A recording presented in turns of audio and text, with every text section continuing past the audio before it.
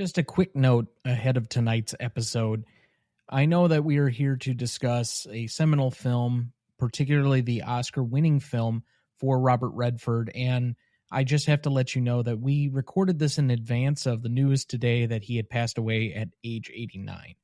Unfortunately, he will not be included in this week's In Memoriam since we usually record a week in advance, and I think we do a good job of memorializing him at his probably peak triumph of time in the industry. I know that most people recognize him for most of his acting roles, and his work as a director was a little bit scarce as far as some of the films that are remembered. This is the one that I would say people pull out as the number one film. If he had a directorial film that they either remember, it's either this or probably Quiz Show. But that being said, a towering figure, a Hollywood icon, a significant figure in independent film, as well as in his political leanings and what he did for philanthropy as well. There's a lot you could say about Robert Redford, and we will next week when we memorialize him in our regular segment for In Memoriam. But just to let everyone know that in advance, we did not have a chance to know or discuss his passing in this episode, but we hope you enjoy it nonetheless.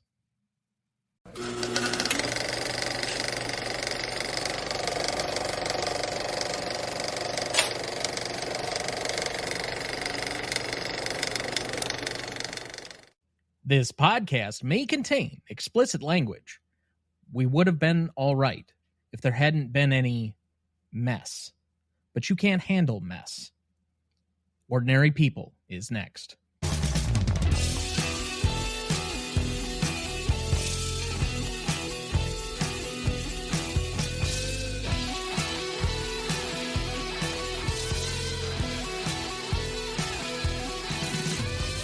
Welcome to the Greatest Movie of All Time podcast, the show that uses a unique grading style to redefine what the greatest movies are. I'm Tom Duncan. And I'm Dana Duncan.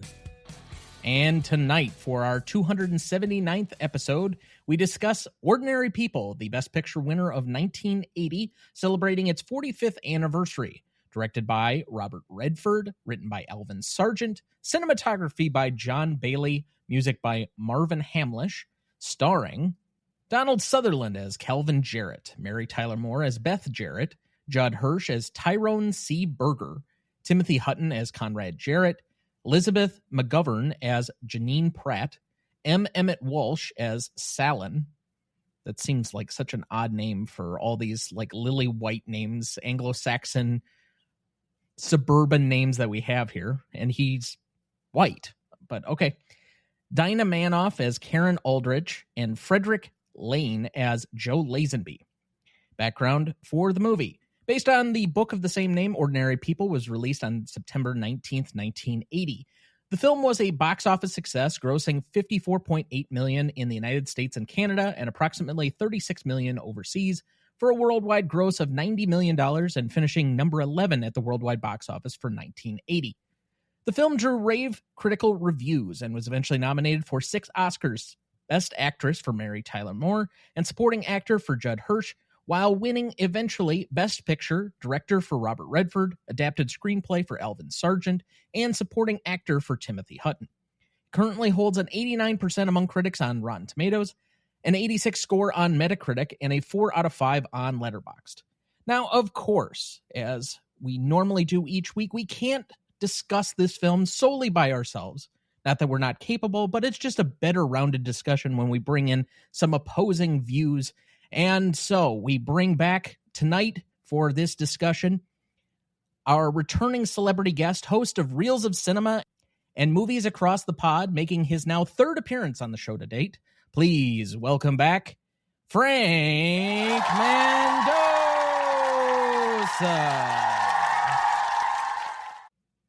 What's up, Frank? How you guys doing? Thank you so much for inviting me back. I always enjoy our conversations. You just have a knack for making your guests feel right at home and welcome. So thank you. Thank you. We appreciate the compliment there.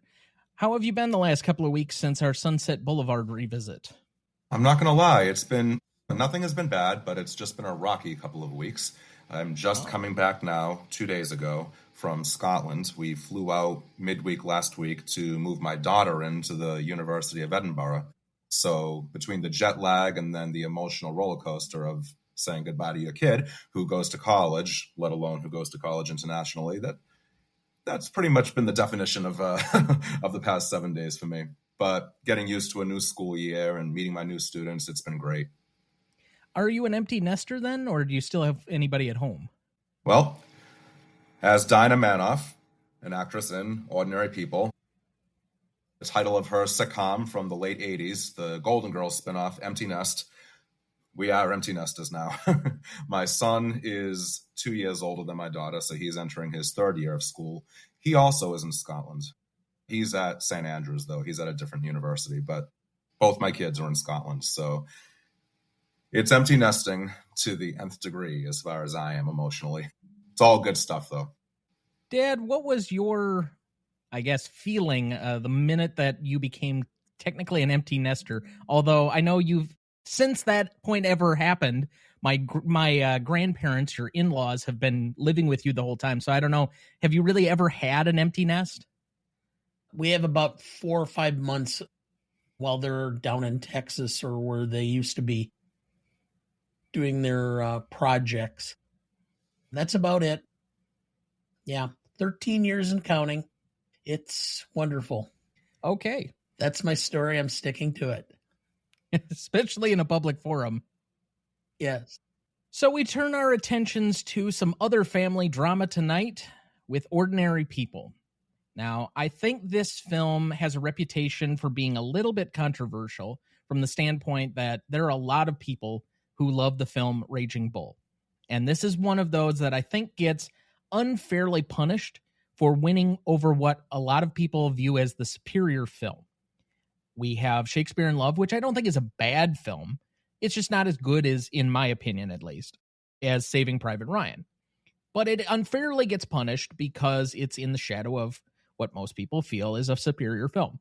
I think we have the same thing when it comes to The Social Network and The King's Speech, or some people's feelings on a very controversial Oscar win at the time, I suppose. And your mileage may vary on which of the two films you love more, but Moonlight and La La Land might have that issue for people. So we'll dig in here, and I think part of it is that I know we're going to be discussing Raging Bull later on in the fall/winter this season yet. So we'll have that conversation on the superior film more or less, especially because I have not seen Raging Bull in quite a while. And I don't think my dad has seen it in probably decades at this point. If I just watched it 2 weeks ago. Oh, okay. But before then, had it been decades? I hadn't seen it since 1981 when it was on HBO. So, yeah. So there you go. Yeah. But regardless, I guess these two films are going to be linked together. It's very much in the same vein as our last conversation on All About Eve and Sunset Boulevard, where you have two competing narratives for what is the superior film in a very close race.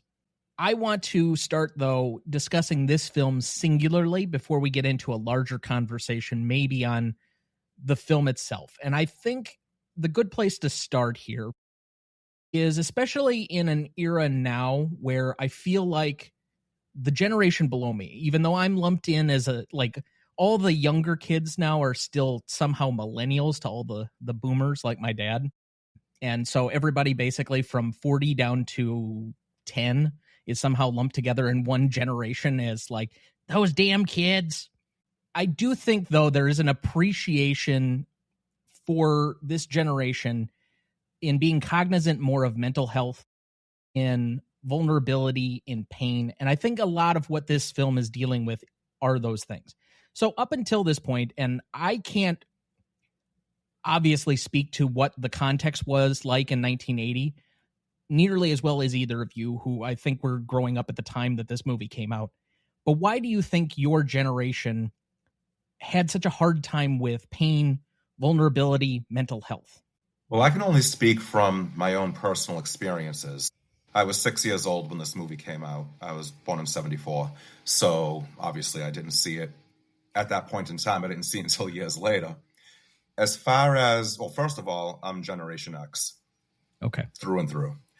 And with that said, things like counseling and psychiatry, I think that my generation was really I think we were the bridge. And this is, again, just my own personal perspective. I think that my parents' generation, who were, ironically, they were the love generation. So you would think that they would be in touch with their feelings because they were always, during the counterculture movement, talking about finding inner peace and finding a spiritual connection with the world. And of course, I'm speaking in generalities, but my parents' generation, at least those of my parents' generation that I personally knew, I think that they felt threatened by the idea of anybody talking to a psychiatrist or simply a counselor. I think that for a lot of people, it was a sign of weakness. I think that for a lot of people, they were afraid that, how can I word this, parents would be blamed. In other words, they always blame the mother or they always blame the father whenever someone goes to see someone for help, and they try to get at the root of the problem.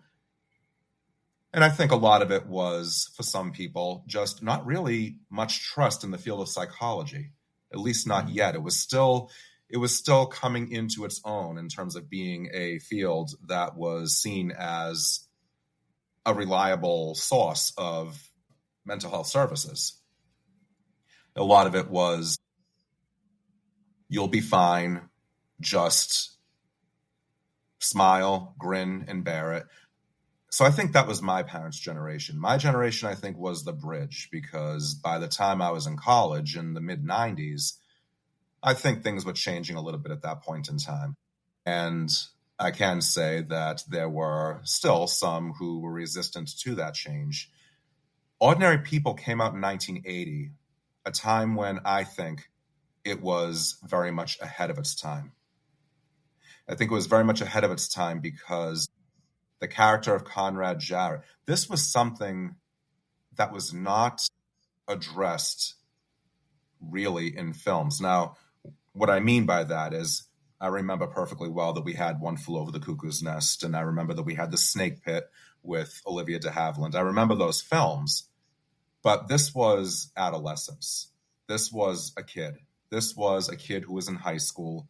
This was a kid who came from a home that was very cold.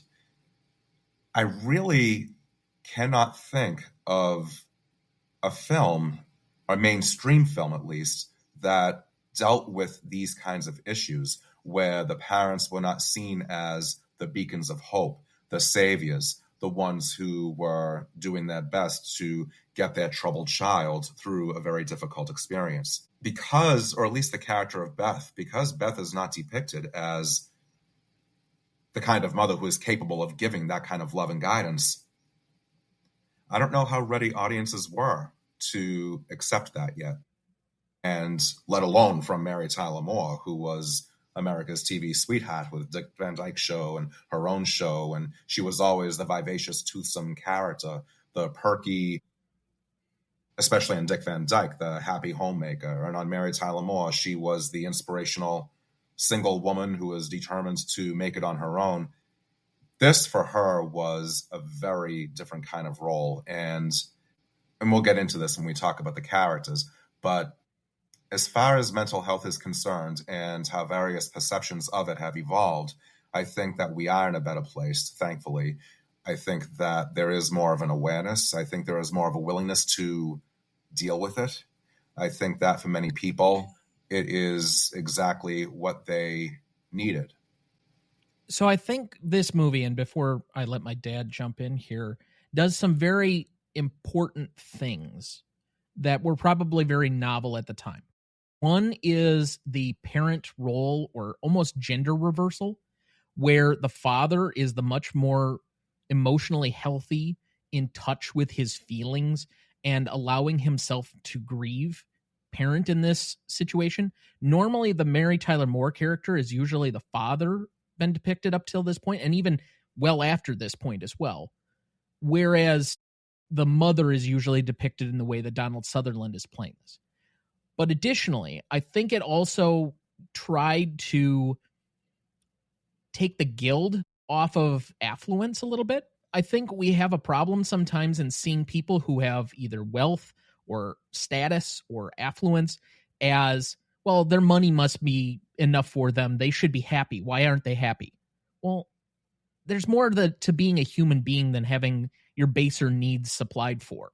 And I think anybody can have problems too. I'm going to talk about it basically in the whole context, which is, I mean, there was a strong mentality. We had a bunch of veterans coming back from World War II. I mean, we had George Patton slapping soldiers who were suffering from PTSD from the battlefield because he said it was weakness. And men, especially coming back from the World War II and even from Korea, buried those feelings and caused a lot of rage, a lot of alcoholism, and it was never addressed. And it was something that took place and was kind of hidden and not discussed, and it was a quiet thing that you kept private. In 1972, Thomas Eagleton was a senator from Missouri who was nominated for vice president with George McGovern. And then it came out that he had been hospitalized for depression and had undergone electroshock therapy. And that destroyed his political career because no one could see how anybody who could be a leader, if need be, one heartbeat away from the presidency, if they are having electric shock therapy. But I think it started to change a bit as the decade ended and it became more obvious that we started having issues. And I know for a fact that when I was in high school, it never dawned on me how really fairly well liked I was. I had a lot of friends, I had a lot of people that knew me and such. Some people liked me, some people didn't, whatever. I was kind of a polarizing figure. But going off to college, I had some adjustment issues because I was in a world completely isolated and where no one knew me, and I was having a hard time connecting. And I ended up in counseling because I was trying to figure out what I was trying to be or why I was having difficulty. And so that was common. We had counselors on campus that were starting to do this very thing, helping people along. And it got more and more common as the decade of the 90s took place. And I think it, evolved. We had some very high profile cases of depression that came about, like Mike Wallace had talked extensively about his bouts of depression and some other celebrities and such. But, we're going back to the fact that when I was in high school, one of our teachers drove 90 miles an hour into a bridge embankment or bridge abutment to kill himself. And the remedy is we'll have a moment of silence in the school. And that was all what was done. And he was a well-liked, well-thought-of teacher who apparently was suffering from very bad bouts of depression and killed himself. And that was the remedy. And this is like 1979. So it changed dramatically. And I think, and we'll get to this when we're talking about legacy, if you just Google the movie Ordinary People and what impact it had on mental health treatment in the United States, I think I counted over 100 articles that have been written, some as late as 2023, where they're going back and tracing this. So I think this movie had a huge impact on American society and emphasizing what can happen and how mental health can be addressed by counseling and treatment. So, Dad, what is your relationship to the film? I'm trying to remember, and I'm just not, if I saw it in theater or if I saw it shortly after when it went on HBO. In 1980, I would have had a driver's license, so it's altogether possible that I did go and see this in theaters. I was a big Taxi fan, so it wouldn't surprise me if I went just because Judd Hirsch was in it. Obviously, a much different role than his role in Taxi, but still, it wouldn't surprise me. But I can't be 100% certain. I know that I watched this, I think, approximately in the last 12 or so years, but I can't place my finger exactly on when. I think I've seen it since then and now for this time. So I want to say this is my third time viewing it. There are parts of it that I think are extraordinary, and this is very much a moments film. I know when we get to scenes that we're supposed to be like picking out this whole minutes long scene, but this movie to me is in its small moments very powerful, but as a whole I still think it's an imperfect film. It's got a lot of, not ironically, mess to it. There's some pieces of it to me that don't fit together quite right. It's not a perfected version of this. And I actually think that makes it a little bit more powerful is that it's people on the outside of the mental health, I guess, revolution, as it were, trying to understand and grapple with their own turmoil, their own grief, and all the things that are going to be wrapped into this. I know that all three of the primary actors in this family were all dealing with their own emotional traumas at the time that this was made. And whether they said that they used that for fuel for what they were working on during the film, it's still, I think, it has to impact you in some way as you're making this. So for me, I've always been astounded by it. I think there's a little bit more nuance I saw this time around to grading it a little bit more on a curve, but I still think it's a very powerful film. Frank, what's your relationship? I can tell you exactly the first time that I saw this movie. It was the summer of 1996. I had just graduated from college, and as I watched it, I was completely emotionally invested in it. I promptly went out and bought the book, and I read the book, and then I reread it. And it became strangely enough, a favorite of mine for a while. I began to seek out and watch other films that Timothy Hutton was in because I was so drawn in by him in this film.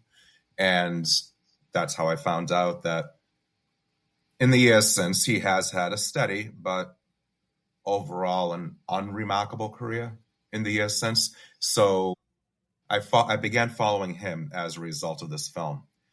Then a number of years later, maybe 4 or 5 years later, I began teaching high school English, and I've actually taught the book a decent number of times. As a result, I can now probably recite passages from the book verbatim. I won't, but I probably could do that. I will say that the book offers us a little bit more or a lot more of the background of some of the characters, particularly Calvin. And I had students who really responded to this film. I had a few students who were troubled by it, and we don't teach it anymore, which I think is a good thing because I think that feelings about suicide have certainly evolved in the years since. Previously, suicide was thought to be an act of selfishness. It was thought to be something that you only did if you were, quote unquote, crazy. And I think that understandings of the depths of despair that some people go through, that some people sink to, I think that there is more empathy about that now. Like, for example, the phrase commit suicide, there is a growing movement, and I know this through my career, through what I do.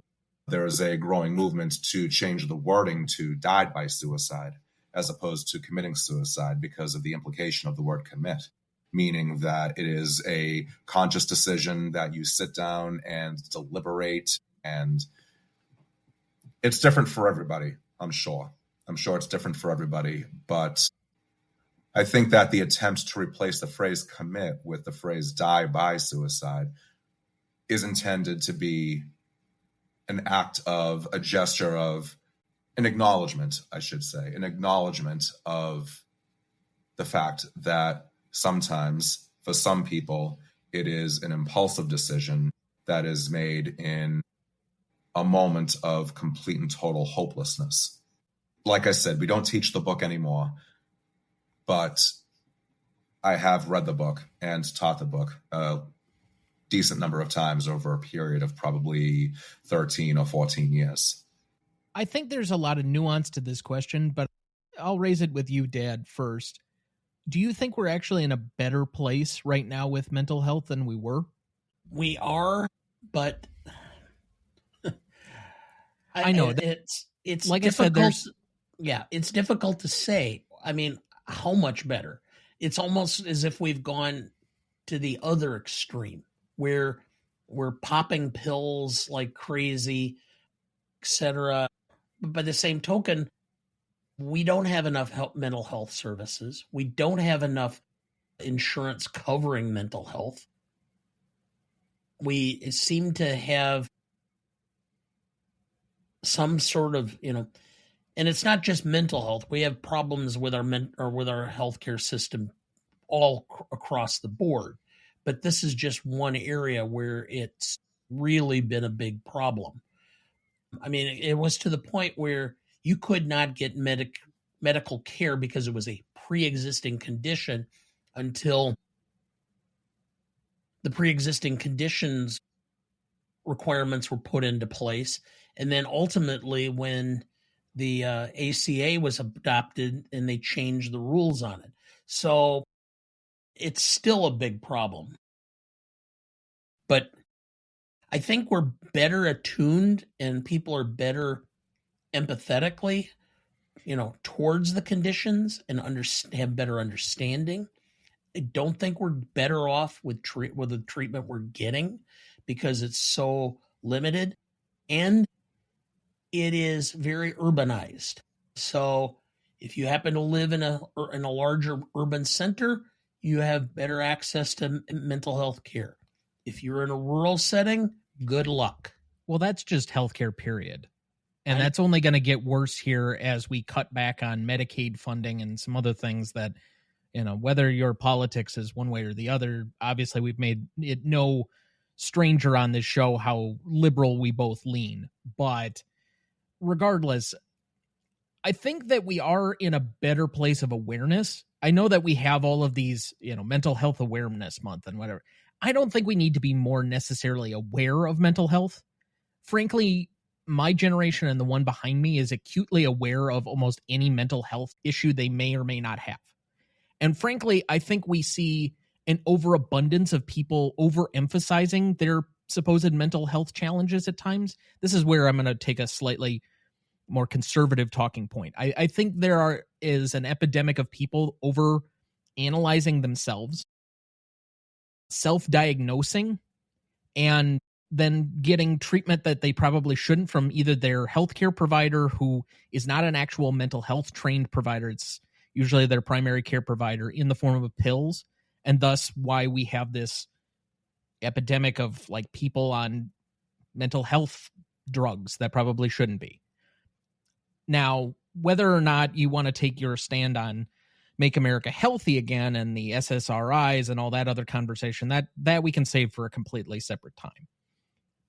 But I think we are in a better place, at least recognizing and understanding severe mental health problems. But I also think we don't have enough funding. We definitely don't have enough providers just anywhere.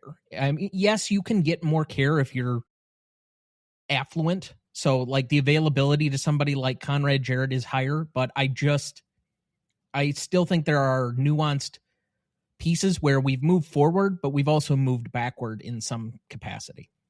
Part of the problem is that we've come into this false assumption that depression or mental health is tied to your socioeconomic standing. That somehow if you're poor and downtrodden, you're going to be more inclined to be depressed. And if you're, affluent, you're going to be less inclined. And I can tell you that's not the case. I mean, I admit I have had significant bouts of depression, but it's genetic. My dad did, my grandfather did, and you'd have to understand and treat it. I mean, I readily point out to people if anybody asks, and I don't hide this fact, but I have a good life.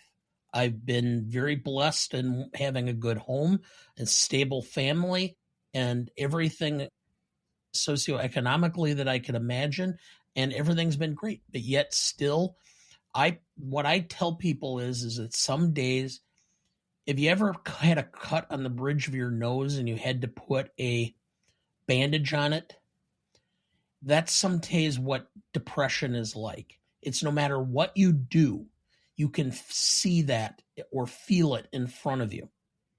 And it takes some both admission that you have the problem and desire to get help and treatment for it in order to alleviate it. What is the film actually about? We've touched on a lot of the things that happen roughly around the film or happening in the film, but what do you think the film itself is about?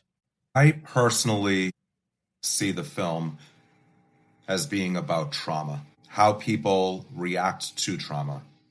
Conrad Jarrett is initially resistant to the idea of calling Dr. Berger. It is his father who says to him, call him today. I think that we should stick to the plan. You've been out of the hospital for several weeks, for a month, and you need to go. Conrad is resistant. He obediently does go. And once he arrives, he's apprehensive at first. Dr. Berger is unconventional, but eventually it becomes, for him, something that he almost looks forward to, his sessions with Dr. Berger. It's a safe place for him. It's a place where he's able to try to learn a little bit more about himself. Then you have the character of Beth, Conrad's mother. She is completely against the idea of psychiatry in general. When they're at the birthday party for their friend, and Calvin is talking with another lady, and she's asking, how's Conrad doing? And Calvin mentions, well, he's seeing a doctor a couple of times a week. And then you have that close-up shot of Beth. She hears this. She turns around, and she has that disturbed, angry look on her face. And then when they are driving, she goes over to him. Oh, you've been drinking too much. She's putting on appearances. But then the drive home, she says to him, I don't think that psychiatry is the kind of thing that people hear very easily. And I go back and forth.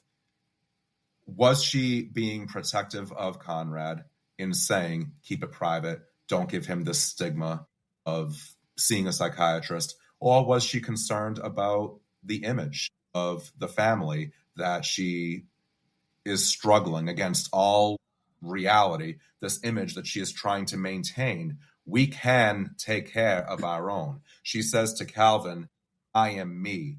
This is my family. We will deal with this in our own way. She refuses to join him to see somebody themselves. She says, if you need it, then you go. I'm not going. So I know my dad is rip-roaring to go for his commentary on this, and I think he and I very much agree. People like this, and I see her as somebody, especially with the confrontation later on in the movie, where can't you see anything from anyone else's perspective, where they have that argument on the golf course? She says, no, nobody can. Obviously, I disagree with that entire notion, because that's what empathy is. I mean, come on.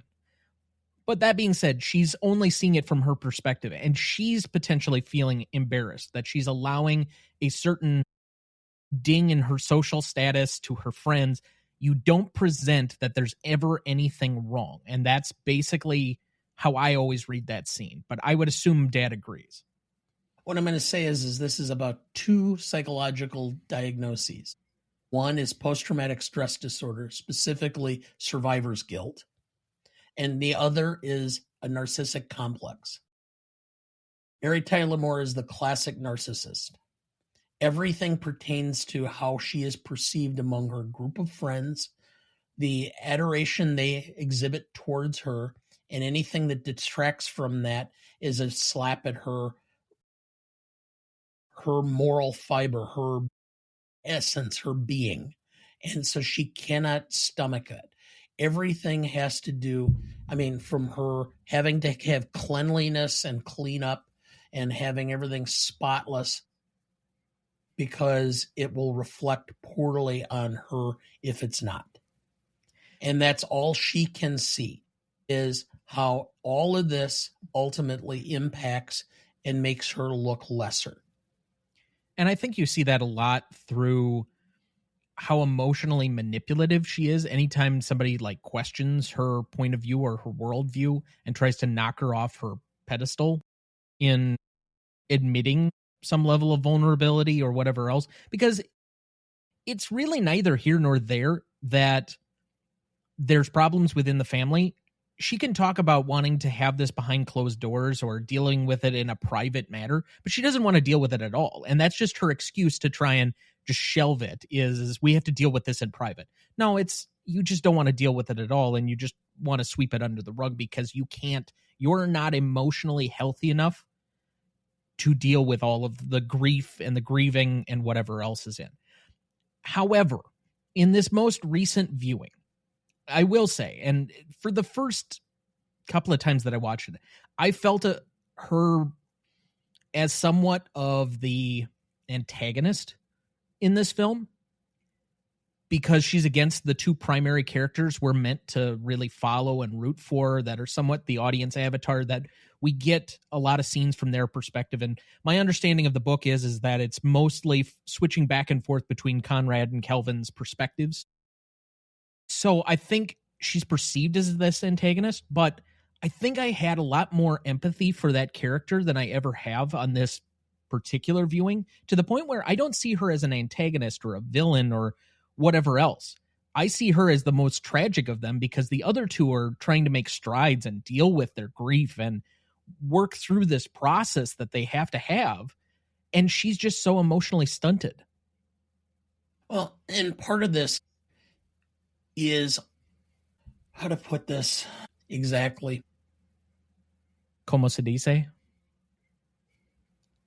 It's a limitation on her ability to actually, when she's and they talk about this, when things are clean and there's no problems and nothing gets messy, they're fine, because the family can function with her cold, self-centered personality. But when there's trouble and they have to rely on each other and they have to draw emotional support from each other, she's absent. And as a result, that's what ultimately tears the family apart, is her inability to reach out and to meet the needs of the two other members of the family that have survived. Because she understands that she can't do this. And it's so uncomfortable, she would rather run away than try to deal with it. So, Dad, before we get much further, do you have a plot summary ready for us? Yes. Ordinary People is a powerful drama about a family torn apart by loss.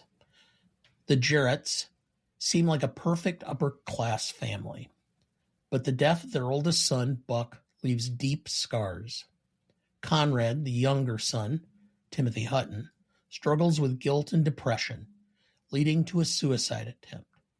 With the help of psychiatrist Dr. Berger, Judd Hirsch, he slowly begins to face his painful emotions and heal. Conrad's father, Kelvin, Donald Sutherland, wants to connect and support him, but his mother, Beth, Mary Tyler Moore, cannot show her feelings and insists on keeping up appearances. This emotional distance pushes Conrad away, creating tension in her and Kelvin's marriage. Ultimately, the family must confront the truth that love and healing require honesty, not denial. Thank you, Dad. Did you know Gene Hackman was originally cast as Kelvin Jarrett, but then later dropped out when he and the studio could not come to a financial agreement?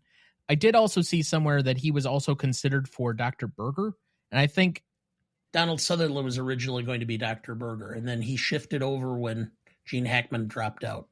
Okay. I mean, I've seen some different casting in both of those, but it would be a different movie. Honestly, I mean, Gene Hackman could probably have done as good a job as anybody it's just hard to see, especially with how good of characters we got in this, anybody else. But I don't think that Gene Hackman would have been a lesser performance. It's just a different performance.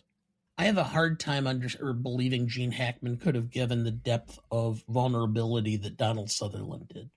You're probably right, because he played mostly hard asses through most of his career. But who's to say that he didn't have that in him? I mean, you kind of get a little bit of that with the Royal Tenenbaums, which I know you haven't seen yet, but there's some vulnerability in that. Also, a then unknown Michael J. Fox, who had just moved to LA to pursue an acting career, auditioned for the role of Conrad Jarrett, but reportedly did not impress Robert Redford, who flossed his teeth during Fox's audition. Natalie Wood was also considered for the role of Beth. I gotta admit, I like Robert Redford as an actor or in his roles, but the more I hear about him, the more he seems kind of like very self-involved. Well, yeah, if you were as big a movie star as he was and looked like him, yeah, you could be rather self-involved. Yeah. Okay. Did you know Elizabeth McGovern, not McGovern, Dad, was a student at Juilliard during filming? The school permitted her to do the film on the condition that she leave for Chicago each Friday night and return on Sunday, filming only on Saturdays. It was the first time Juilliard had ever permitted a student to make a film during a school term. I don't really know that much about Juilliard, but I just know that they had roommates, and Christopher Reeve and Robin Williams were roommates when they were at Juilliard. Stuff like that. Yeah. I mean, I know that Robin Williams was close with a lot of people. There are a lot of rumors to certain people that I think I've heard like 5 different people be mentioned as his best friend at one time or another. All right. Did you know director Robert Redford and screenwriter Elvin Sargent were faithful to Judith Guest's novel, particularly in their handling of the character Beth? Guest was deliberately vague as to Beth's approach and management of grief, and this was achieved by shuttling the book's chapters back and forth between the viewpoints of Calvin and Conrad. No chapters are seen through Beth's eyes. The character exists only as she is seen by others, which emphasizes her increasingly ambiguous emotions and motives. In this way, Guest was able to drive home the point of her book, that no two people grieve in the same way, and that families divide because they cannot recognize each other's grieving mechanisms. Well, speaking of Robert Redford and his relationship to the characters and to the book, I do know from Mary Tyler Moore's autobiography, she says that it is the character of Beth who drew Redford to the project, because the character of Beth reminded Redford of his own father. And he really wanted to get at the root of what is it that is preventing you from opening up. There was a deleted scene where Redford had Mary Tyler Moore, having just baked a cake, simply open the fridge, take it out, and look at it. No dialogue. She's the only one there. No other characters there. And the direction he kept giving her was always the same. Just look at the cake you made. That's all he said to her. So she had a different thought with each take. Would it taste as good as it looked? Are the strawberries on the top, are they perfectly lined up? She had a different thought each time. And eventually he said, no, clear your mind, try again. And he just could not get from Mary Tyler Moore what he was trying to get. And she says in her autobiography, all these years later, looking back, I realize now that really what he was going for was trying to understand what was in this woman's soul. And he just still could not locate it. And that he was probably looking to find some kind of connection with her in that moment and having her hold a cake. But it didn't work out, and the scene was left on the cutting room floor. Did you know? Author Judith Guest shared her feelings about the character Beth in an op-ed about the making of the movie.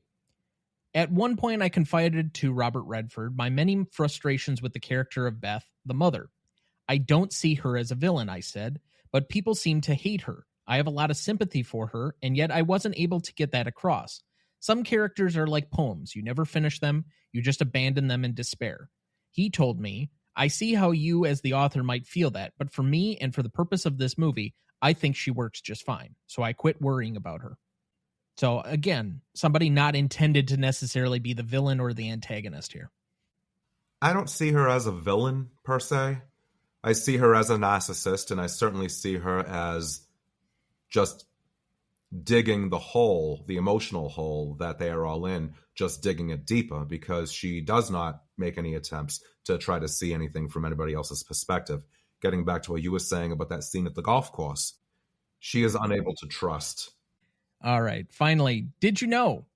Judith Guest's novel, Ordinary People, is on the list of the most banned books in school libraries. With a scene depicting two teens losing their virginity, frank discussion of suicide, and graphic language, it remains very controversial in schools.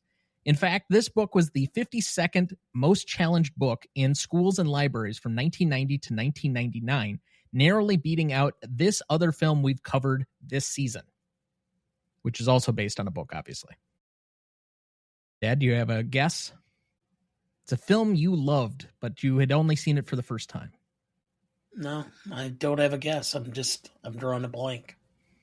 All right. American Psycho. Ah. So that looks like a good spot for our first break. We will be right back.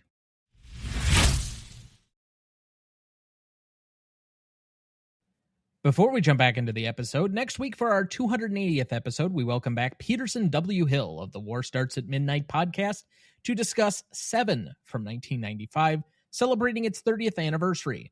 Directed by David Fincher, written by Andrew Kevin Walker, cinematography by Darius Kanji, music by Howard Shore, starring Brad Pitt, Morgan Freeman, Gwyneth Paltrow, John C. McGinley, and Kevin Spacey. You won't want to miss that one, so watch ahead of the show by searching the Real Good app to find where it's streaming for you. That's REELGOOD. Certainly the last time that we had a Kevin Spacey movie on, that didn't apparently go gangbusters and become the #1 downloaded episode of the entire season. I wonder how this one will go. Yeah, I know. Yeah. Anyway, before we get too much further, let's check in with Frank. What's going on with you and where can people find you? Thank you very much. So I have two podcasts. One of them I do solo, and it's called Reels of Cinema. And you can find that on Apple, Spotify, and other major podcasting platforms. The other podcast is one that I co-host with my friend Dave, who lives out in Liverpool, England. And this podcast is called Movies Across the Pod, also available on Spotify and other platforms. You can find me on Facebook. Feel free to join my public Facebook film group called Reels of Cinema, same title as my solo podcast. I'm on Twitter at FilmBuff1974, Instagram and Threads, both at Frank Mandosa 1974, and I can also be reached via email at reelsofcinemapod@gmail.com. Well, thank you, Frank, and we appreciate that. Now, turning our attention, as we will be each week, we have the next set of the Cinema Legacy Poll. All right, just a quick recap of where we were last week. We had a tie at 120 with Jackie Brown, King Kong, and Reservoir Dogs, and that's the original King Kong from 1933. We had The Lord of the Rings, The Fellowship of the Ring from 2001 at 119, 118, The Treasure of the Sierra Madre, 117, High and Low, 116, Train to Busan, 115, Wings, the original Best Picture winner from 1928. Nashville at 114 from 1975, something we covered earlier this season. Arrival from 2016 at 113. 112 was Sherlock Jr., the Buster Keaton film from 1994. And at 111, we had Cabaret from 1972.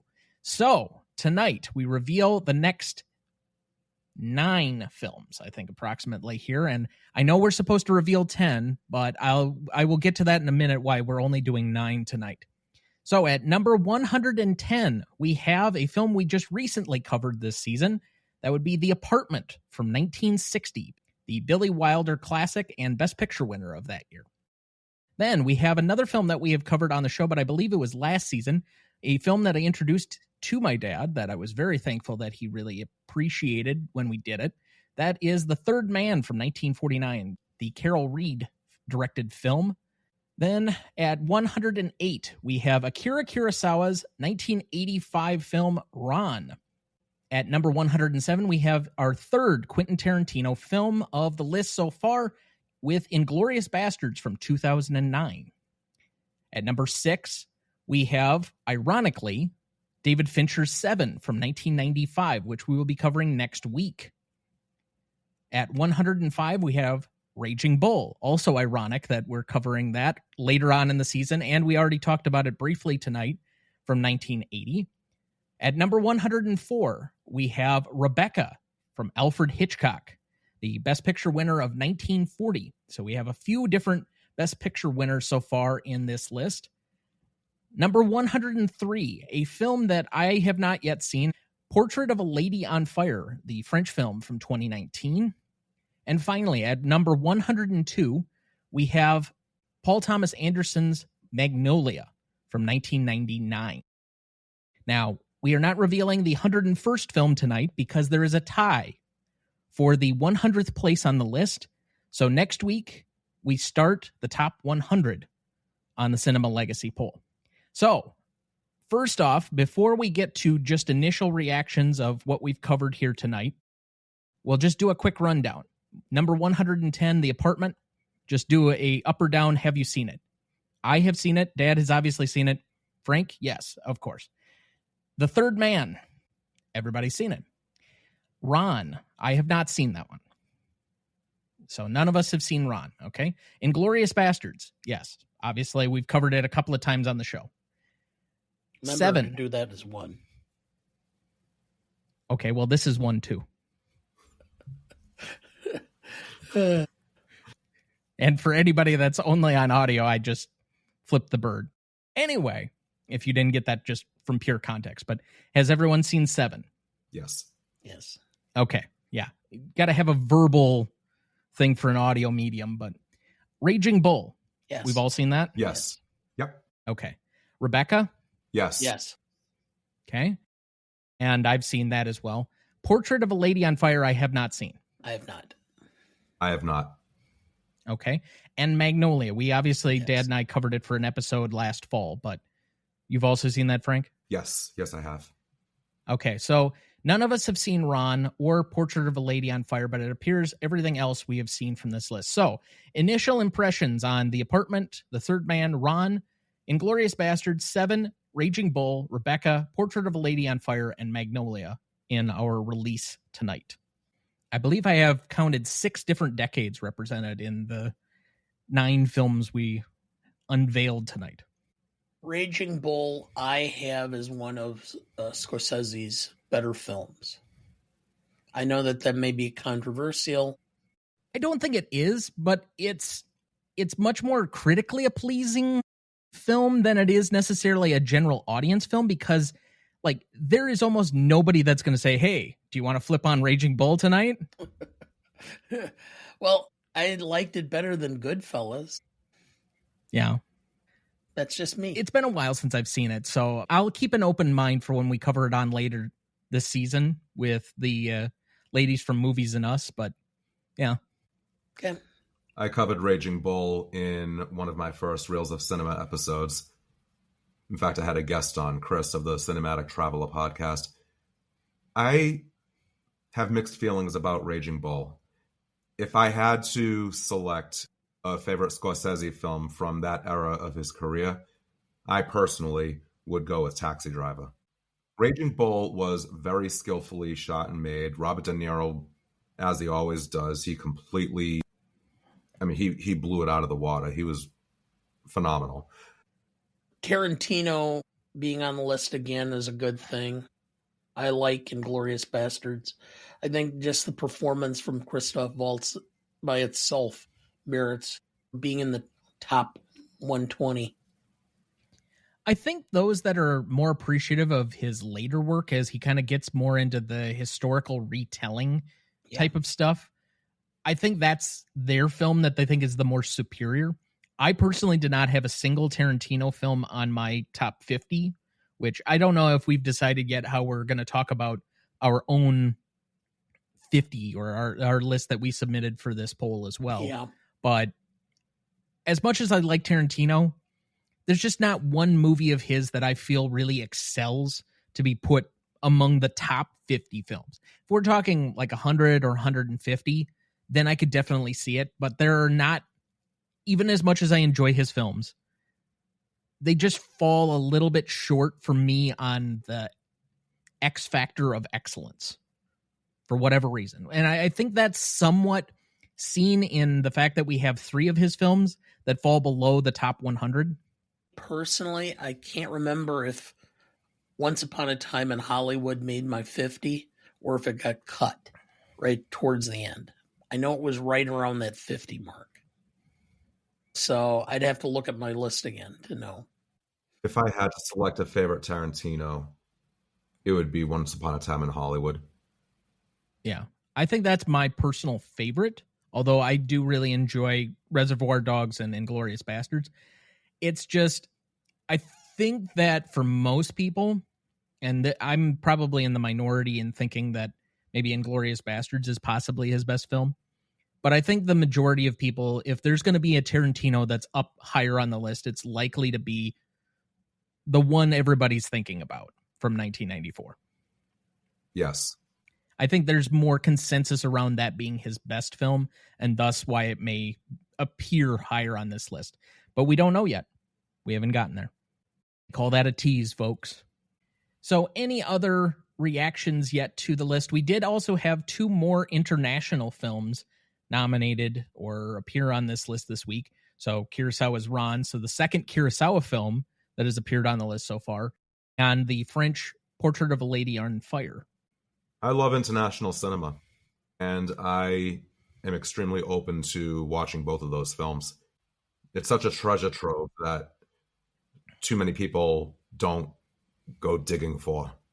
So that would make 4 different international films so far, joining also the Kurosawa High and Low, as well as Train to Busan, that we already have in our list. So we basically, to this point, have Kurosawa films and then really modern international cinema.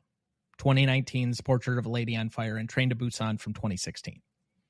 So other notable things so far in the list that we've seen so far, we have several Best Picture nominees: Arrival, Nashville, Cabaret. We have several Best Picture winners in Wings, as well as The Apartment and Rebecca that we already mentioned. So I think there's a coalescence around a lot of good films, and I'll be curious to see kind of how we get for decades, directors, as well as Best Picture winners that may be further up the list as well, and kind of how the list sorts itself out in that balance between international film and then obviously the more English-speaking American or British films that I think we're much more familiar with. So I think we have a good mix so far. I'm very pleased with how the list has turned out. But yeah, I think that's it for this week. So that's numbers 110 through 102. We'll start next week with the tie at 100. So stay tuned for that. All right, we left off at Best Performance. Dad, who do you have down? I have Mary Tyler Moore. I think her performance had to be restrained but without being shrill. And so I think she did a very good job.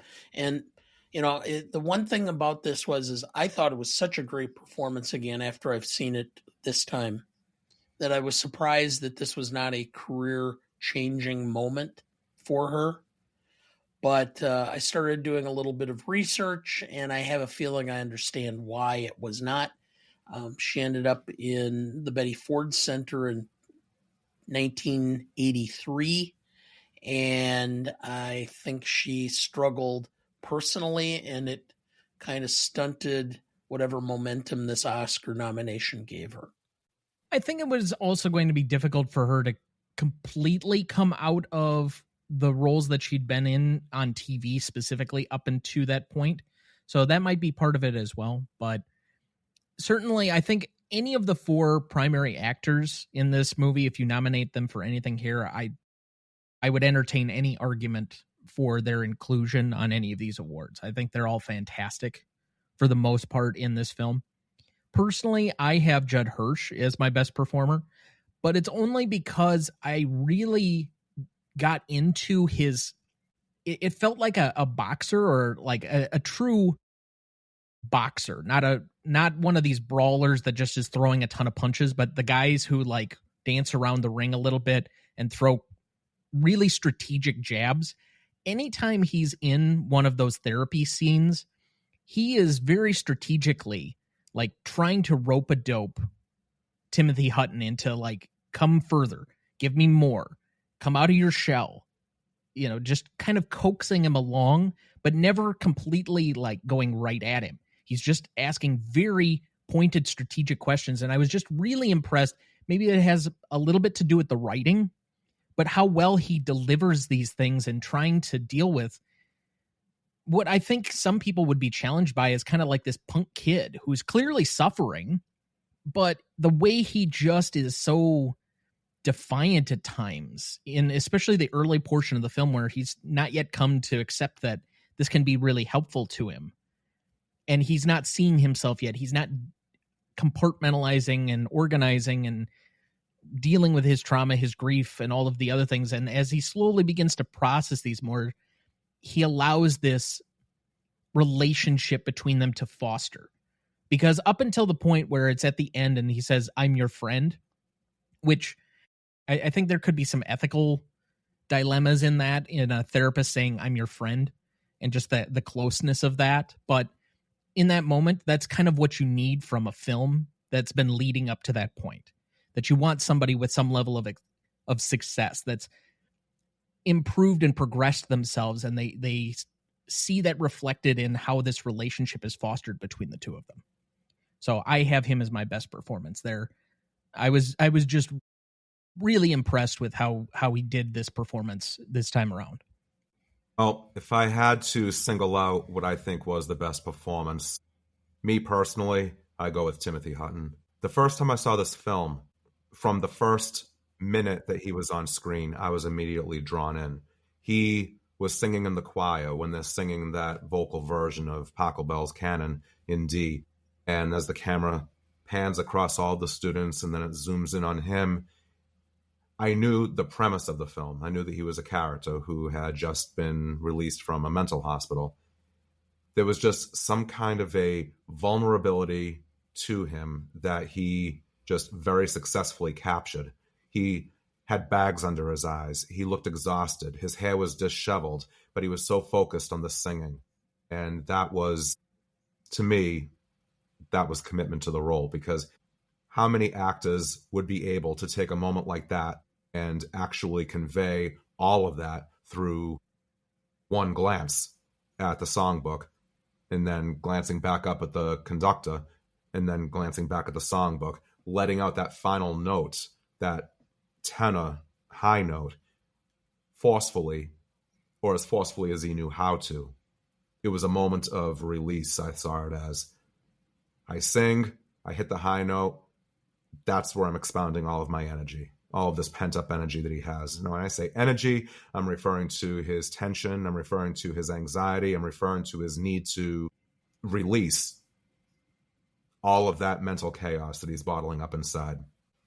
I would say he's the most imperfect performance of the four for me. I know that this might be heresy a little bit because he's the Oscar winner out of the four of them, and I think for the most part his is the career that really took off or really had an extra boost because of this movie and his win. There's a part of me that felt it was a little bit overacting at times.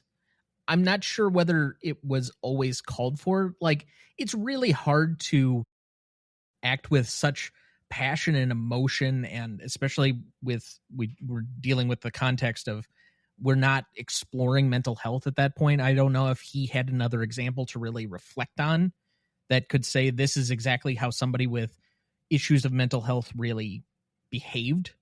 And so maybe I'm unfairly judging a performance that was on the peak, on the novel side of doing that. And yet I still have him as my most charismatic because there's an accessibility, a vulnerability that's there that you really plug into. And even though I think some of his performance is a little bit overstated at times, there's still something where you jump into his shoes willingly. And I think that's the great part about this film is that you're willing to engage particularly him as a character and understand, sympathize with his situation. I do recall a lot of awkward moments with him, but I don't know if it was overacting on his part or if it was over-directing on Redford's. And that's possible. I personally could have done without him singing after Elizabeth McGovern tells him, "You have a beautiful voice," and she hops on the bus, and then he sings out, "Oh, you're just saying that," and then he goes home singing Hallelujah the whole way home. I could have done without that, but that was in the script, so that was Alvin Sargent, and Redford directed him that way. So I don't know really where I don't want to say where the fault lies, but I don't know whose creative decision that was for sure. But I would say the film would lose nothing if that were deleted. Again, I think that the film is still good in its imperfection.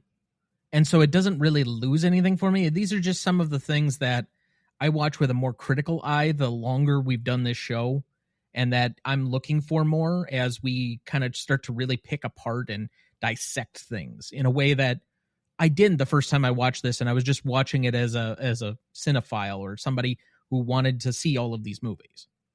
But best secondary performance for me, and I know I already gave my most charismatic, but I had Donald Sutherland. I will clear the floor a little bit for my dad to pontificate on the great Donald Sutherland and all of his performances as he did on our MASH episode, and I'm sure he's going to want to do every time that Donald Sutherland comes up, including when we cover Clute next year. But he's good. He's very good in this movie. I think the role reversal and against type for him being I wouldn't say the like tough father, but he's got more range as an actor than I think most people have. Even some like really good actors that are stars. Like I think Donald Sutherland technically has more range to me than even somebody like Jack Nicholson, who had a very specific range. And while he was a very good actor, it was not, to me, I always felt like Jack Nicholson was just different versions of Jack Nicholson. And it's kind of the same thing I feel with like Tom Hanks. Tom Hanks is on an island by himself. He's, running through the jungles of Vietnam. He's a gay lawyer. It's always Tom Hanks. And Tom Hanks is a very good actor, but I don't lose him necessarily in the part in the way that I do occasionally with Donald Sutherland, who I think just, he's got a character actor's mentality in a leading performance oeuvre. Oeuvre? Yes. Okay. Body of work. Is that better for you? I like oeuvre. You can play with your oeuvre all you want. Yes, I will definitely push my oeuvre all over you. Yeah. This is where I have to go against the grain because I see Donald Sutherland as the weak link in the cast. I'm not saying that he delivers a bad performance, but we have Timothy Hutton, who at the time was the fresh face. This was his film debut. I personally think he should have been nominated in the leading category, but there's no way he would have won against De Niro, so that's why they probably put him in the supporting category. Happens all the time. Most definitely. And also, you could kind of sell that Donald Sutherland was the bigger name, so for him to lead, quote unquote, be the top billing, I think made more sense, but I agree. Most of the movie is from Timothy Hutton's perspective, so I think most people would say it's either a co-lead or he's definitely not supporting. Well, it's like Brad Pitt in Once Upon a Time in Hollywood. He went supporting, but was he really secondary to Leo? I have done this for when we've been on the Revisionist Almanac, that I know that you have an appearance coming up here in a couple of months. But my basic definition, and we've gone back to it often, is, are you in 50% of the film? Is there a scene from your perspective? If both answers are yes, then you are not a supporting character. And I think recently when we did our recording for 1982, I said there were 5 lead actors in the movie Diner from Barry Levinson, because most of them are in a good portion of the film, and almost all of them gets at least one scene from their perspective. Sometimes it happens.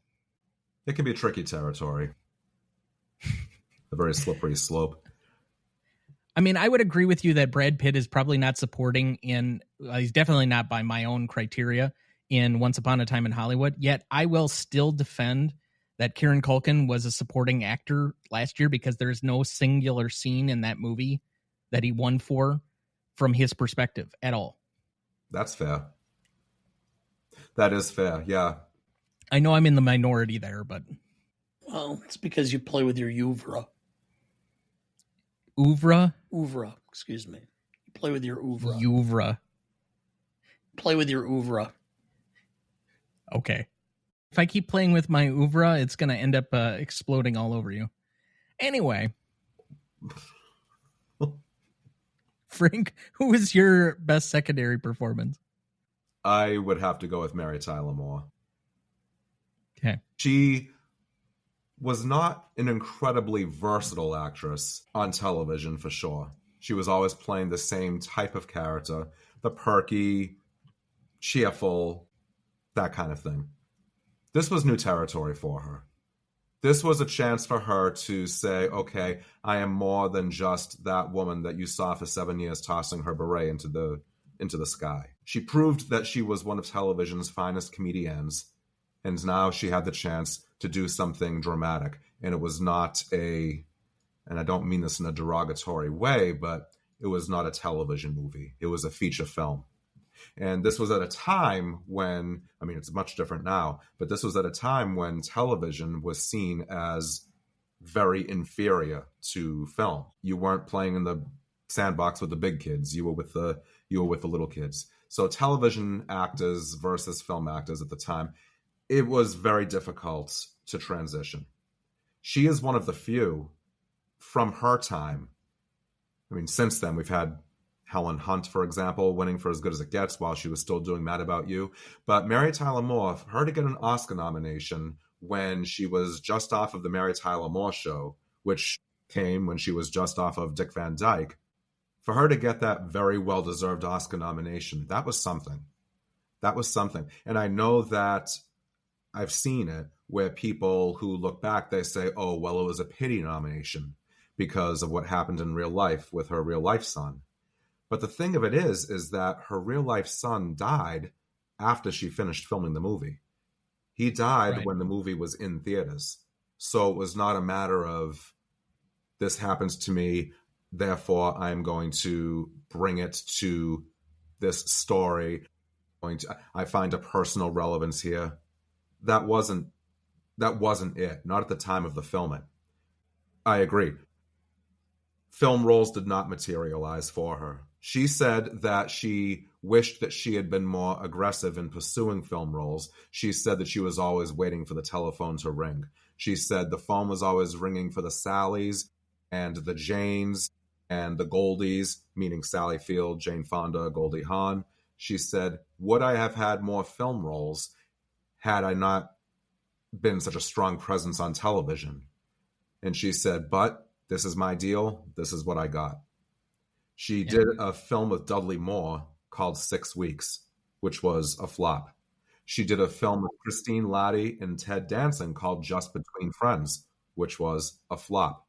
Then she did not do another feature film for another decade, not until 1996's Flirting with Disaster with Ben Stiller and Patricia Arquette. So she never really had a film career to speak of, but this particular role, this particular performance, really was the only film that she was in, the only feature film that she was in, that gave her the chance to do something really different. And she rose to the challenge. Dad, who is your best secondary performer? I had Judd Hirsch. I think you could put his performance and stack it up against like the quintessential psychologist or psychiatrist. He was so believable in the part. He played it perfectly. I think that he was held in such high regard by those in the industry because of the way the way the part was written and his performance of it. So I really was impressed by him in this. But then again, I've been impressed by him whenever he's done anything. I mean, he was impressive to me in The Fabelmans, which is his last film. Most charismatic, I've already given mine. So, Dad, who did you have? I have Donald Sutherland, and that's simply because he was so affable in this. You could see he would range between tortured and accepting and happy and sad, and he had a wide range of emotions. I think that you were so pulling for him by the end of the movie that you ended up buying into his character as being your tie to the story. Frank, who did you have? For most charismatic, I have Dinah Manoff. Dinah Manoff, who plays his friend Karen from the hospital. She appears in only one scene, but it is one hell of a scene. It is impactful because she is coming across as put together. She says, well, I began to see a psychiatrist for a little while, but he just kept telling me the things that I already knew. And finally, I decided that the only person who can help me is myself. At least that's what my dad says. And she's bright and she's cheerful and she's talking about the drama club, the play that they're putting on. And the thing of it is, from the very first moment, you can see that it is all an act. Because when he greets her, he's sitting down, she sneaks up behind him, she covers his eyes, he turns around, they both laugh. He stands, he gives her a hug. If you look at her, she blinks several times and looks away. She is not returning the hug. And that was a very subtle blink and you'll miss it acting choice that I always thought was incredible. And then they sit down, they have this conversation. He's feeling self-conscious because he is seeing Dr. Berger, and here she is saying, I'm not seeing anybody right now. And then she says to him, cheer up. Let's have the best year ever. Let's have a great Christmas. And she's basically saying to him, get over yourself. And he feels, I think that he feels that she is not the person that he knew at the hospital. No, they've gone their separate ways and you can't really go back. Obviously, given what eventually happens to her, it is obvious that she was not doing all right. And I just found that appearance by Dinah Manoff very brief, but very splashy. So you're going to have to suffice with a small rant of mine here for a second. All the people that think you have to have this one particular day of the year because it's Christmas and it's supposed to be peaceful and nice and everybody's getting along and everything else, why should that be any different than any other day of the year? I just do not understand this notion that we all have to have this like really buttoned up Christmas, and like how we are every other day of the year somehow takes a backseat to this one day. Why is this one day supposedly special? Now, Christmas, if you want to get together with your family and you want to treat that as being special because you're with people that you're surrounded by that you care about, but that doesn't mean there can't be conflict. That doesn't mean that we shouldn't be ourselves. To me, if you're just trying to put on this air of whatever else, I don't know. I've always been annoyed by that. And it's partially because my mother has always insisted that we have this like lily white Christmas all the time. And she just doesn't accept any. It even goes to the notion that she won't put colored lights on the damn tree. It's because okay, I don't like the looks of colored lights. So there. You who complain about all of her earth tone paint colors and whatnot. I'd like solid colored lights. What color do you usually go with? Blue, red? She varies. We've done cranberry and gold. We've done silver and green and forest green.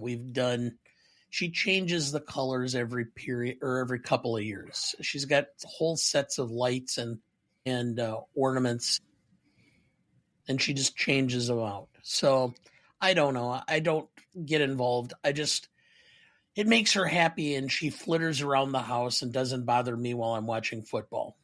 So, well, that is fair. She but does her decorations, and I come out and periodically go, "Oh, that looks nice," and then go back and watch football again. So, it works. I just out. think it looks manufactured and cookie cutter, and it shows no personality whatsoever. I don't care. There's just certain things.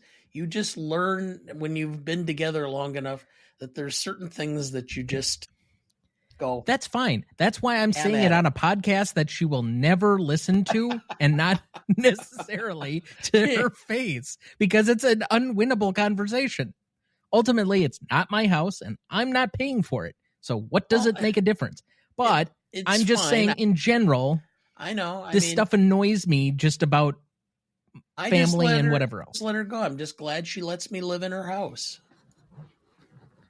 Oh boy. Yeah, I think I'll clip that one out and start spreading it on the social media accounts next year or next week. Okay, so then wrapping back around, let's move to best scene then. And I said, this is a movie of a lot of subtle moments to me, and some of my scenes are built around that. I think there's a few subtle moments that I couldn't fit into a particular scene, and I'll just kind of like do these as slight honorable mentions. But the few times that Conrad and Beth tried to talk to each other and they just seem to be talking past each other, I think is really clever filmmaking. It's kind of an expressive of a very subtle, they just don't emotionally connect or don't necessarily understand or see each other. There's also a moment near the end of the film where he hugs her, but she just cannot, like, you can see her almost breaking inside, that she just cannot return the affection he's giving her. In that moment, it's like saying, I'm forgiving you and I'm letting go, but she just cannot reciprocate. And I think that's where, to me, even before the scene with Donald Sutherland in the dining room, that you kind of see all of this truly start to disintegrate and fall apart. But here are the scenes that I have nominated overall. I have Trig, which is the conversation between her, and it's another example of this where they're talking past each other, but she goes into the older brother's room and he kind of surprises her, and then they have this kind of nice conversation. Also, why is he proud of a 74 on a test or a quiz? That's not a good grade. That's like a D. I don't know, maybe it was out of 80. Maybe, I guess. Okay. Anyway, then I have the Christmas tree scene where they're decorating the Christmas tree and she comes in and confronts him because she found out from her friend. How dare she find out from her friend that he quit the swim team? No question about, why did you quit the swim team? Are you okay? Nothing else. It's, I was embarrassed. Then I have funeral attire, which I think is a little self-explanatory, but we can expand on that scene a little bit later. I have Karen, which is the moment he finds out that she's died by suicide. I'll borrow Frank's introduced terminology, which I hadn't heard of before tonight. And then he goes to see Dr. Berger after that. I have late night chat, which is supposed to refer to the moment that Donald Sutherland has that monologue with Beth and she starts packing. And then finally, I have Conrad and Calvin, which is the final scene of the film, which in some circles I've heard is controversial because of its slightly open-ended nature. I don't see it that way, personally. But any other scenes that either of you would like to add to those six? One scene that I always, in a good way, cringed at, because you're supposed to cringe, is when his swim coach is talking to him. And so Conrad is standing in front of him wearing nothing but his bathing suit. And when you don't have too many clothes on, you're vulnerable. This is a kid who is already vulnerable enough. He does not need to be humiliated or degraded. He certainly does not need to be judged any more than he already has been. And the coach was completely not even unsympathetic. The coach was just cruel. He said, "Did they give you shock treatment out there?" And Conrad said, "Yes." And you have the other swimmer, you have one of his swim team members listening in on the conversation. The coach yells at him to get into the water. He does. I personally want to kill the coach, because if the coach is saying to that other kid, "This is none of your business, get into the water," then shouldn't this be a conversation they're having in his office? This should not be a conversation happening right there at the pool. But then he goes on to say, "I'm no doctor, but I would never let them put electricity in my head." And what's Conrad supposed to say to that? This is a kid you're talking to. You don't say that to anybody, let alone a kid. And I think he actually does himself even more disservice in the scene where Conrad quits the swim team. And his initial reaction is to be like upset that he's like somehow personally violating him. And you're throwing away your life by quitting the fucking swim team? I mean, okay. That was a bit of a... I will let Heather Stewart comment on how poor the swim pieces of this movie are and how accurate they are or not. Supposedly this is a school that's in competitions and such, and he must have poor form from what I've been told, but I have no ability to actually comment on that. But it's still the swim team. I wouldn't care if it was the basketball team. Your life does not end because you quit something in high school. It could, well, not end, but it could be altered significantly if you quit using condoms. Well, that implies a need for them to start with, but okay. Didn't see that one coming. Okay. Well, after he has already talked about my oeuvre enough tonight. This is true. Okay. Well, moving on. So, out of these 7 then, we'll go with swim coach, Trig, Christmas tree, funeral attire, Karen, late night chat, and Conrad and Kelvin. What is the best scene? For me, it's late night chat. It's the culmination where they could live these lives in coexistence without having, but once they have to actually draw on emotions and rely on each other, the inability for them to count on her, and especially Kelvin, it was like scales falling from his eyes and everything changed. And it was the disintegration of the relationship and the family. I don't know if this is the best scene per se, but it's the one that I think on a logical perspective is the most meaningful to me. And that's funeral attire, which I threw it in here because that's somewhat meaningful to me. What the hell difference what does it matter what I'm wearing to my son's funeral? Like, I'm trying to grieve. If I'm going in my own burlap sack or whatever, let me do my grieving in my own process of way. Putting on airs to bury your son, I don't know. There's a part of that from both on a logical and an emotional perspective that just hits me as really meaningful and profound, even as small of a section of the film as it is. I'm torn between the scene with Karen in the diner and the scene with the coach that I just mentioned. If I had to decide between the two, I would say probably that the more impactful one is Karen. So we're nominating another one on top of these? But wasn't that already one in the... So by the inclusion of Karen that I had, it's more of his finding out her demise and then his conversation with Berger at the end. So if you wanted to nominate that one additionally, then that's another one where you had already mentioned the subtlety in her when you nominated her for most charismatic. Is that the one I'm assuming, or the scene that you're mentioning here? I'm sorry. Yeah. No, it's okay. I just wanted to make sure. So, all right. So you're nominating the first Karen scene. The first Karen scene. Yes. Okay. All right. Favorite scene. I'll just say that my favorite scene is also my most indelible, and it's the ending. Kelvin is so raw and vulnerable in that moment where there's this frayed relationship. And I think it's the first time that both of them truly see each other and are able to start leaning on each other.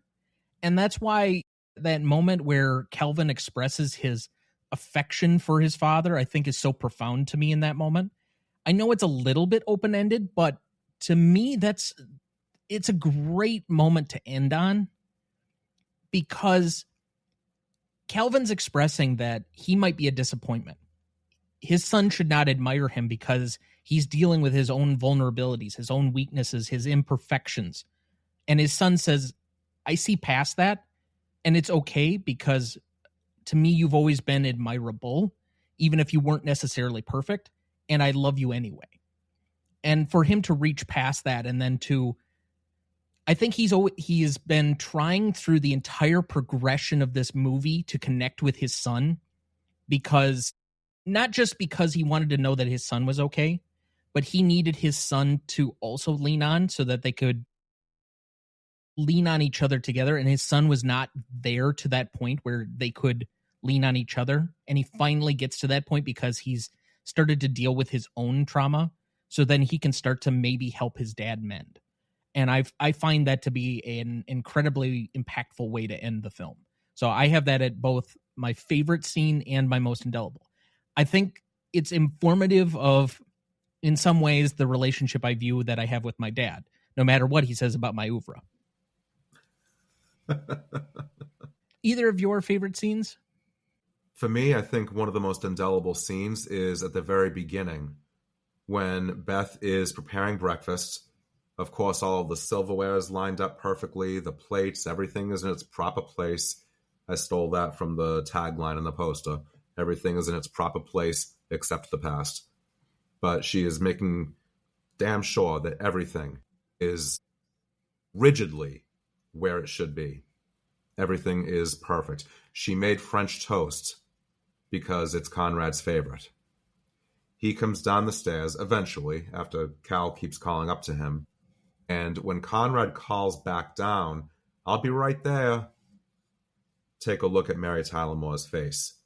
Because she, like Karen, she has a very subtle moment where she just looks off to the side and you can see her mouth tense up. She looks off to the side because the sound of his voice makes her nervous. He finally comes down the stairs and Cal enthusiastically, probably too enthusiastically, greets him. There he is.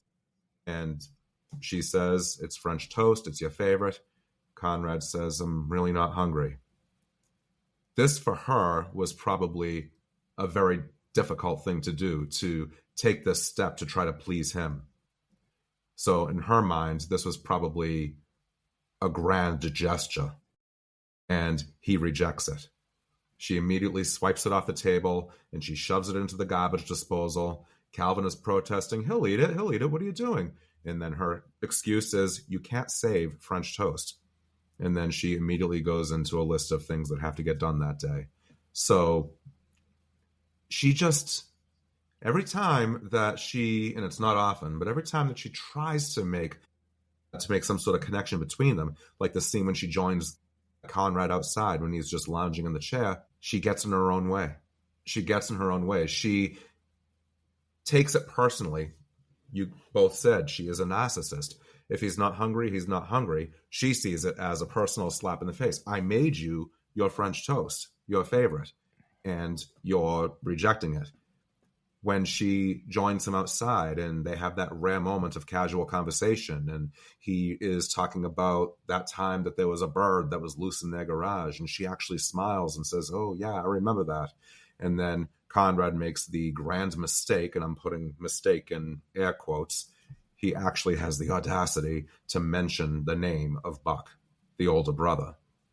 At the mention of that name, she immediately shuts down, stands up, and fills the awkward silence with all of this nonsense about the neighbor's dog. They talk over each other. He knows that the moment is gone. He literally backs in her face. She turns around and walks off. So actually, I know I just described two scenes, but I would say French toast and outside on the lawn. For me, my favorite moment, and I was going back and forth, which is Karen and funeral attire. But I think they're one and the same. I think that both are the epiphanies of coming to realize what your problems are, or what the emotional brick is in the in your bag. I mean, what is causing the weight, which is causing the problems in your life.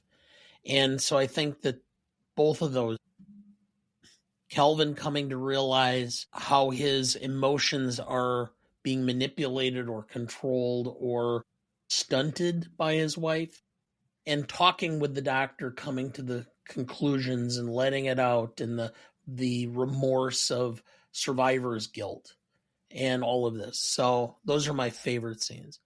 And I'll go right away to the most indelible. It's the closing, which is all of a sudden now you have these two people who have been freed up by what was, I guess, the equivalent of a weight lifted off of their emotions by their mother no longer being there. And now they have the opportunity to try to reach out and connect with each other emotionally. And you can see it's a new day. It's a dawn. And that's exactly what is happening between the two of them.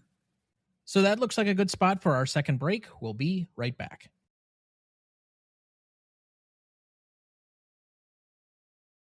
Before we jump back into the episode, and before we get to the Stanley Rubric in a minute, if you're ever curious about our Master Greatest Movies of All Time list that has every graded movie we've ever discussed on the show, there's a link in the episode description of every episode of this show, or you can go to RonnieDuncanStudios.com/GMOTE podcast and find it as the top entry on the Greatest Movie of All Time podcast show page. That has the grades we've done so far for all 251 movies we've graded, and we continue to add more each week. Make sure to check that out as we go and follow along. Dad, do we have anyone to remember this week? Yes. Rick Davies, 81, English musician. The band Supertramp, songwriter, Bloody Well Right, and Goodbye Stranger. Stuart Craig, 83, English production designer. Gandhi, Dangerous Liaisons. The English Patient. The entire Harry Potter and Fantastic Beasts series. 3-time Oscar winner. Derry Power, 90, Irish actor, Super Gran, Educating Rita, Far and Away. Mark Volman, 78, American musician, co-founded the Turtles, played with Flo and Eddie and the Mothers of Invention. And Stephen Mendio, 84, American actor, Slapshot, Broadcast News, Lone Star. Thank you, Dad. All right. I have to admit, I only have some very tangential relationship to some of these people. I'm an outspoken critic of the Harry Potter series. I was a fan of the first two movies, and then by the time it moved to the third movie, Prisoner of Azkaban, I was very, very, very far out on the entire series, and I don't think I've watched a single one of them after that point, and I've definitely not watched any of the Fantastic Beasts. But that being said, I know I am publicly on record defending Gandhi as a very good movie. I don't know if it's a great movie necessarily, but I think it's a very good movie. And I think the production design has a lot to do with that. I know that he won his Oscars for Gandhi, Dangerous Liaisons, and The English Patient. So obviously somebody that has a good track record and resume. One might even say oeuvre to comment on. But Rick Davies, like, I didn't grow up with Supertramp. The most notable thing that I can recall is Michael Scott at the end of The Office singing Goodbye Stranger to Toby. So that's like my relationship with that song. But outside of that, I don't have a ton of personal relationship to the people we're recognizing this week, I have to admit. I was a big Supertramp fan. I considered Breakfast in America to be one of the better albums of the late 70s.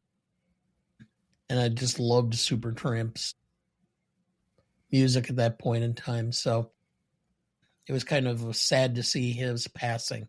But I understand. I'm getting to that age where all of my rock stars are starting to pass away.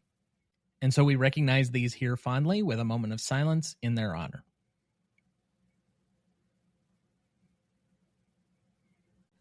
Thank you. Now, as a moment of levity outside of the general recurring joke of oeuvre tonight, I will mention, since it's a big deal normally for you, you were drinking kombucha tonight due to your previous illness and the fact that you had to miss last week from the show. I, however, have switched to the brown liquor because I am celebrating a personal, professional moment today, for what it's worth. Your win? My win with a particularly difficult judge, yes. Yes. Who has been a thorn in my colleagues' particularly side.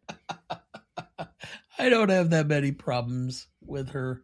Anyway, without revealing too much information, of course, for client confidentiality sake, or who the judge is particularly that I was dealing with today by any stretch, but a personal moment of satisfaction on a week where I was having a little bit of imposter syndrome over law school and other things that were going on. So with that, I'm hoping to get back to the bourbon sometime this weekend, but well, this is Scotch.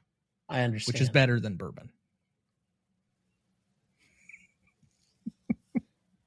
Anyway, moving on, let's go to best funniest lines. I will take the one that I began the show with. Calvin, we would have been all right if there hadn't been any mess, but you can't handle mess. You need everything neat and easy. The first one that I have is Dr. Berger. When he is in a session with Conrad, he asks Conrad a question. I forget offhand what the question was. Conrad's response is, "You're the doctor." And Berger looks at him and says, "First of all, don't say expressions like 'you're the doctor,' because that pisses me off." He was just so... he let Conrad have it. He wasn't going to let him dismiss him.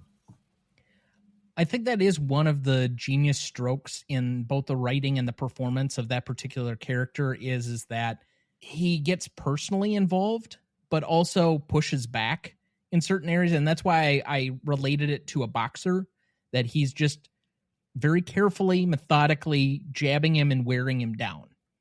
Cal, well, don't admire people too much. They'll disappoint you sometimes. I have Dr. Berger. Feelings are scary, and sometimes they're painful. And if you can't feel pain, then you're not going to feel anything else either. You know what I'm saying? Another I had was when he's on his date with Janine, and she comes out and asks him questions about the very moments when he was making an attempt in his life. She sees the scars in his wrist, and she says, "Did it hurt?" And he said, "I don't know. I can't really remember." And she backs off. "You don't want to talk about it." And he says, "No, it's not that." He said, "Other than doctors, you're the first person who's asked." And then she says, "What was it like?"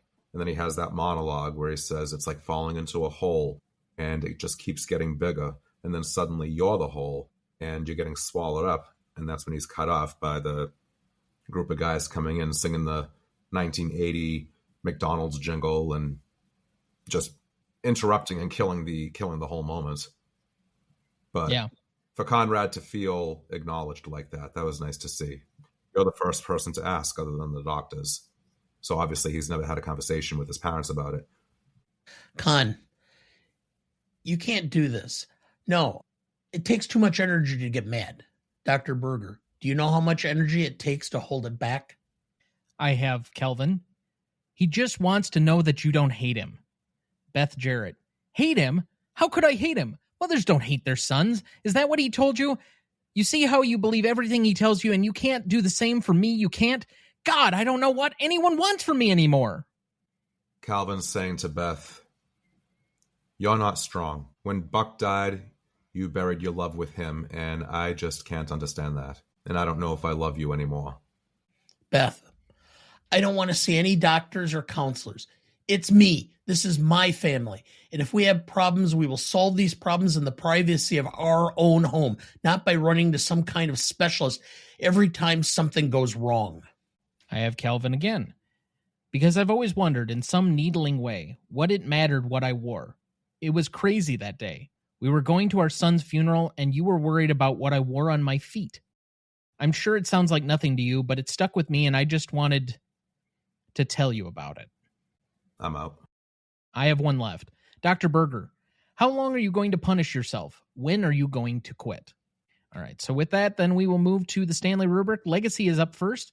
This is a measure of the legacy of the film approximately 5 years after it came out, so 1985 to today. What is the legacy of this film as felt between the industry and the audience? 5 and 5 points apiece for those two groups for a total of 10 in this category. Dad, would you like to go first or second? I'll go second. Okay. On an industry perspective, I honestly just don't hear this movie come up that often. I think this is because of its flaws, its imperfections, and again, the way that it's talked in relation to what I think critically is always perceived as the superior film in Raging Bull. I think this film is a little bit more forgotten, and so there are several of us, including the two of us, and I think obviously Frank in this category, that really support and try and promote this film, but as a matter of cause, it's not on any major lists. It hasn't been retired by anything. It doesn't really come up all that much.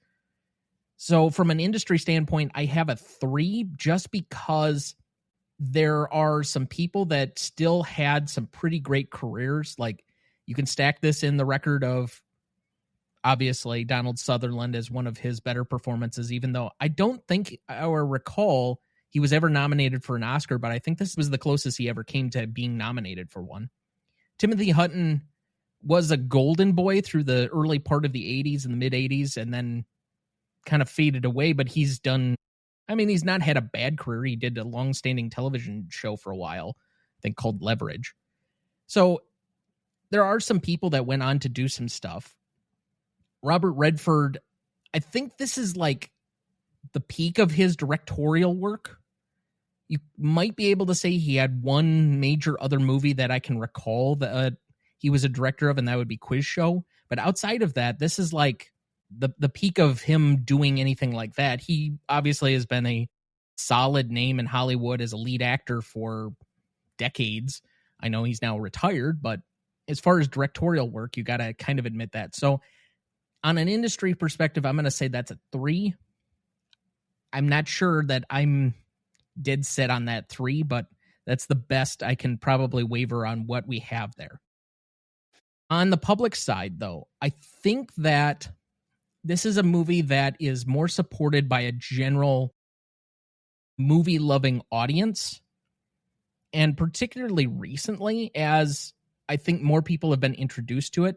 The fact that it is a Best Picture winner, I think, has kept it circulating just enough that I would assume there are a significant amount of cinephiles who have probably seen this, and there's just enough name recognition from the people involved, maybe the title of the film, etc., that I'm going to give that a 3.5. So I'm going to say a 6.5 overall, but I don't feel great about it. I'm going to start with the public, which is, I think you're correct. This is a film that if people have seen it, they tend to like it. I think especially now, I think it was way ahead of its time. I think it lost its grounds because it was not in the mainstream for 20, 25 years. Now people go back and watch it. I think they have new appreciation of it. So I think cinephiles do have a good, strong feeling about it. I'm at a 3 for the public as a result of that. The problem I'm having right now is the industry, and I don't know how far out to go. But I think this film was groundbreaking, and I think it opened the door to psychological issues and matters of counseling, mental health in cinema and in the public.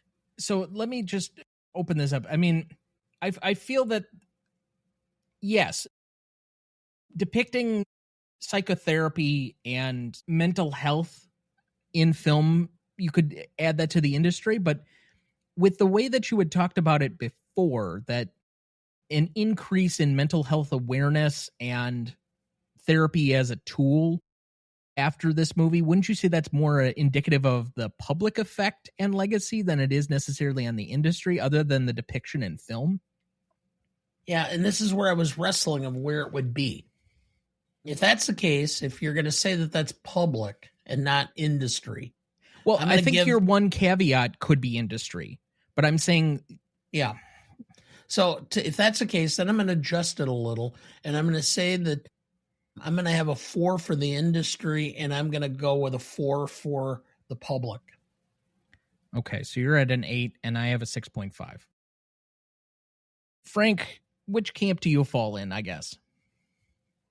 As far as the film industry is concerned, the Hollywood world, I don't like to say this, but I can't help but think that this film is very largely forgotten. There are so many retrospectives in Oscar ceremonies.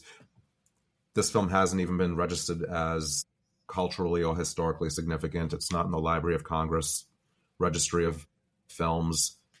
So with the industry, I'm going to have to go with a 3. Even Timothy Hutton's Oscar win is never talked about. Timothy Hutton is never talked about. Most people, when they think Ordinary People, they either think of, I think they think of probably Mary Tyler Moore, because she was the big draw. She was the only leading nominee of the cast. As far as I honestly think that the people who still watch or still talk about Ordinary People, probably cinephiles like ourselves, whether they're podcasters or whether they're bloggers or whoever they may be, people like that, Academy Award completionists, people who like to see all the Best Picture winners, and honestly, Mary Tyler Moore's fan base, especially in the past several years since she passed away. So I don't see the public really talking much about this film either. It is, as we've said, the film that stole, quote unquote, the Best Picture Oscar from Raging Bull. People still have not forgiven it for Raging Bull losing to it. So I would have to go with a 3 there, which brings it to a 6. So that's a 6.83 average between the three of us. Let's move to impact and significance. This is a measurement of basically the same thing as legacy, but rather the impact and significance in the initial 5 years after its release. So roughly 1980 to 1985. What is the impact and significance of this film as split between the industry and the audience, 5 and 5 points apiece for a total of 10. Since I started the last one, Dad, would you like to lead here? Sure. It did win Best Picture. It got a nomination for Mary Tyler Moore. It got one for Timothy Hutton. It did not really advance Mary Tyler Moore's career. It kind of did a little bit for Timothy Hutton, or at least on a very short trajectory. So I'm going to give the industry a 4.5. The public, it was the 11th ranked film in box office. So I can't give it anything higher than about a 4 for the public. I think it was profitable, but I don't think it resonated with the public as much as other films were. Obviously, you can tell which was number 1. The Empire Strikes Back. Which was number 2. Superman 2? Oh, think Typewriter in the opening scene. Typewriter? Working 9 to 5. What a way to make a living. I was going to say, it was definitely not The Shining. Nope. Which actually didn't finish as badly as I thought it might have. At number 3 was a film that's completely forgotten, but it had a very interesting duo. Stir Crazy with Gene Wilder and Richard Pryor. Okay. So these films outdrew it considerably, almost 2-1. So I'm going with a 4. So I'm at a 8.5 overall. I think that Ordinary People did strike gold, but it was a very... It's the quintessential example of 15 minutes of fame. It had its time in the spotlight. It was showered with nominations and wins, cleaned up at the Oscars, nabbed Best Picture, hailed as an auspicious directing debut for Robert Redford, who got Best Director. Timothy Hutton was predicted to become the next big thing. And Mary Tyler Moore. Was this going to begin a new chapter of her career? And too many of those things just didn't happen. It looked promising for a while.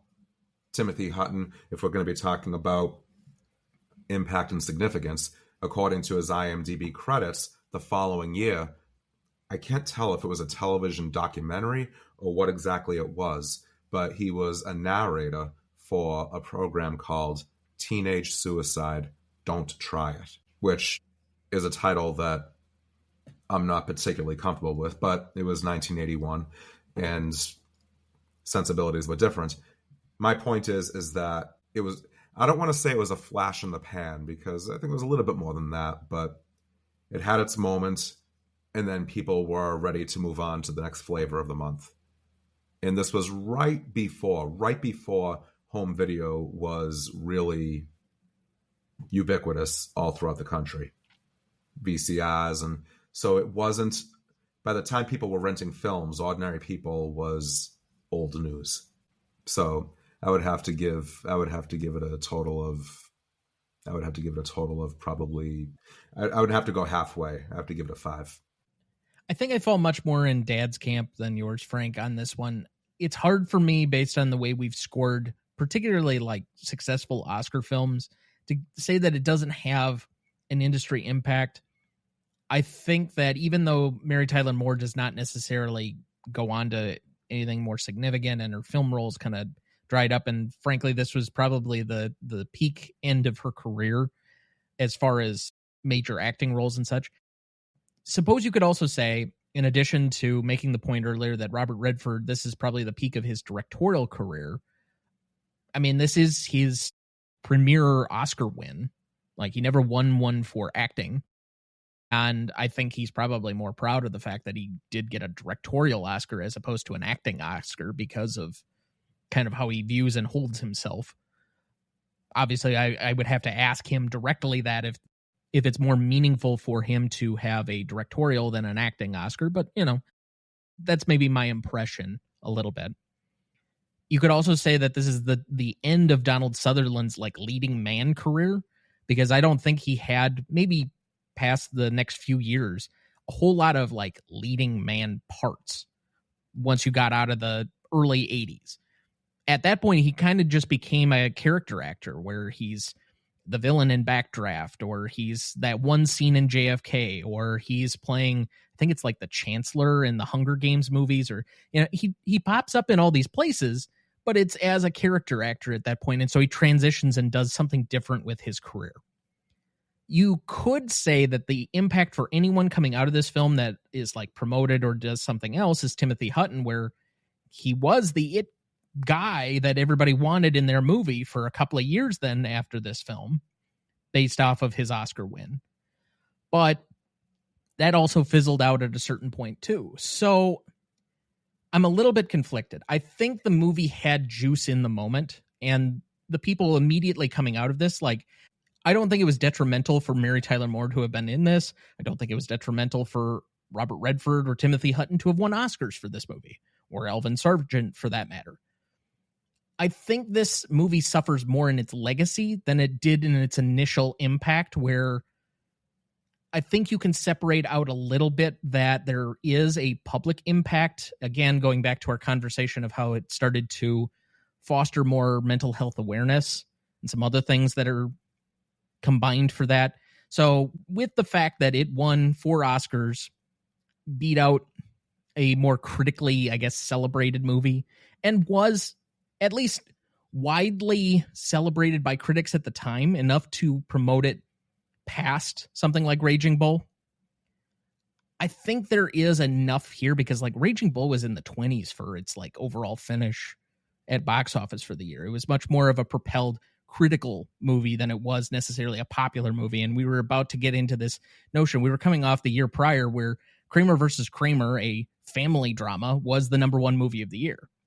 So it's not like the Oscars was not giving popular movies yet until we got to something like Gandhi and Out of Africa and some of these other movies, The Last Emperor during the 80s, where there was a separation truly between what was the #1 film at the box office and what was critically acclaimed. But Even so, I'm going to go for an 8 on this. So that is a 7.17 between the three of us. Gotta love those decimal points. Let's go to Novelty then. This is a conversation basically in 2 parts as of this season. One for 5 points on originality and the other for 5 points on execution for a total of 10. The originality can be about anything having to do with the movie, but usually tends to be about the subject matter or about the context of the time and the themes of the movie.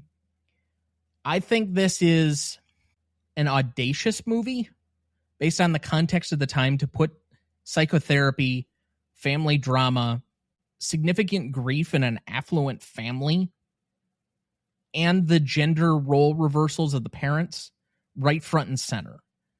Is it the most novel thing I've seen in movies? No, but I think based on the context, I'm going to give that a 4.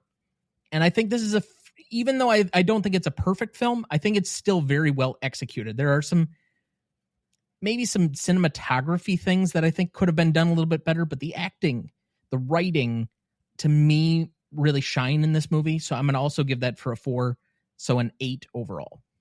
This was a brave movie. It dared to tackle issues that were not really depicted in film before. Again, because it's the perspective of an adolescent. It was based on a book, so it was based on pre-existing material. People had read the book for sure because it was a New York Times bestseller. So the studio and Redford and none of them can claim credit for creating these characters, creating the story. They can certainly take credit for the adaptation, for Alvin Satin's adaptation. So if I'm going to put the uncharted territory that the film addresses, if I'm going to put that into the category of novelty, something that audiences were not used to seeing, I'll give it an 8. All right, so 2 8s on the board, Dad. Originality. This is a complete unicorn at the time. There was nothing like this before, and not anything like it for a while after. So I have to give it a 5 for originality. And I think the execution, you had it about right, is a 4. So I'm going to go with a 4, but I'm at a 9. So that's an 8.33 between the three of us. Let's move to classicness. This is a measure of basically how well the film has aged or not. Was it ahead of its time? Were there themes that it was discussing that were in advance of where culture was in the context of the moment that it was made? I think some of the things that we've talked about are probably ripe for this category. Is it somewhat timeless? Dad, this has a lot of nuance, and you seem to revel in that in this particular category, so I'm going to let you lead. I've been waffling back and forth on this, on classicness, but it's not, starting out at our 6, but I mean, it is, if this were released today, it probably has as much poignancy as it did back, 50 or 45 years ago? 45, yeah. So I'm between a 9.5 and a 10. I mean, I cannot say, my gut says to give it a 10, even though I have a hard time giving 10s to classicness, and I tend to reserve that for exceptional films. But this is so far ahead of where it was, and having grown up in that time frame and know what mental health treatment was like and how people looked at it, the fact that this thing came out and brought this into the public eye was way ahead of its time. I guess I'll leave it at that. I'm either a 9.5 or a 10. You guys convince me which of the two is the ones that are, where I should be. Am I right or wrong? Should I be higher or lower? Do we need to wait for you to flip a coin? Nope. Go ahead. You convince me one way or the other. I think that subject material wise and timelessness, I'd probably add a +3 from our normal baseline starting point of a 6. I think it does discuss a lot of issues that are very prevalent, and especially with the higher rate of teen suicide that we're seeing now, there's a poignancy that still rings true. My issues with the film are that, one, there might be some pushback on the Berger character, now more refined in a modern sense. I think at the time he represented somebody that was probably somebody handling the correct situation with a patient, but I think there are some ethical mores that may rise out of a therapist becoming a friend a little bit. I mean, I know that it somewhat does happen because they're there to help spur you along and kind of create this natural bond to see you progress with yourself, basically, that you're making improvements on who you are as a human being. But at the same time, there's a closeness at the end that I don't know how well that would go over in a modern sense. I also think that the way they discuss suicide, mental health, there are just some really outdated portions of things. And if you remember that it's the context of when it was made, it makes sense. But let's go back to Emmett Walsh and the swimming coaches. Frank pointed out, there's just the way they discuss things just seems really outdated. And there's also a way, even when they talk about it with their friends at dinner parties, that just doesn't feel modern. And I think it's fine if you remember it in the context of 1980, but I don't think, therefore, I can give it a full 10. Ultimately, I'm going to take off, just bring it back a little bit, and I'm going to say that this is an 8 because it's ahead of its time. But I think by being ahead of its time, it's maybe 10 years ahead of its time, but not necessarily like 45 years ahead of its time, if you understand what I mean there. So I'm at an 8. Again, I don't think that this is a film that it's a film that not enough people talk about. Yes, I agree. There's a lot of it that's dated. It was 1980 after all, but there was a lot of it that was dated. Some dialogue was dated.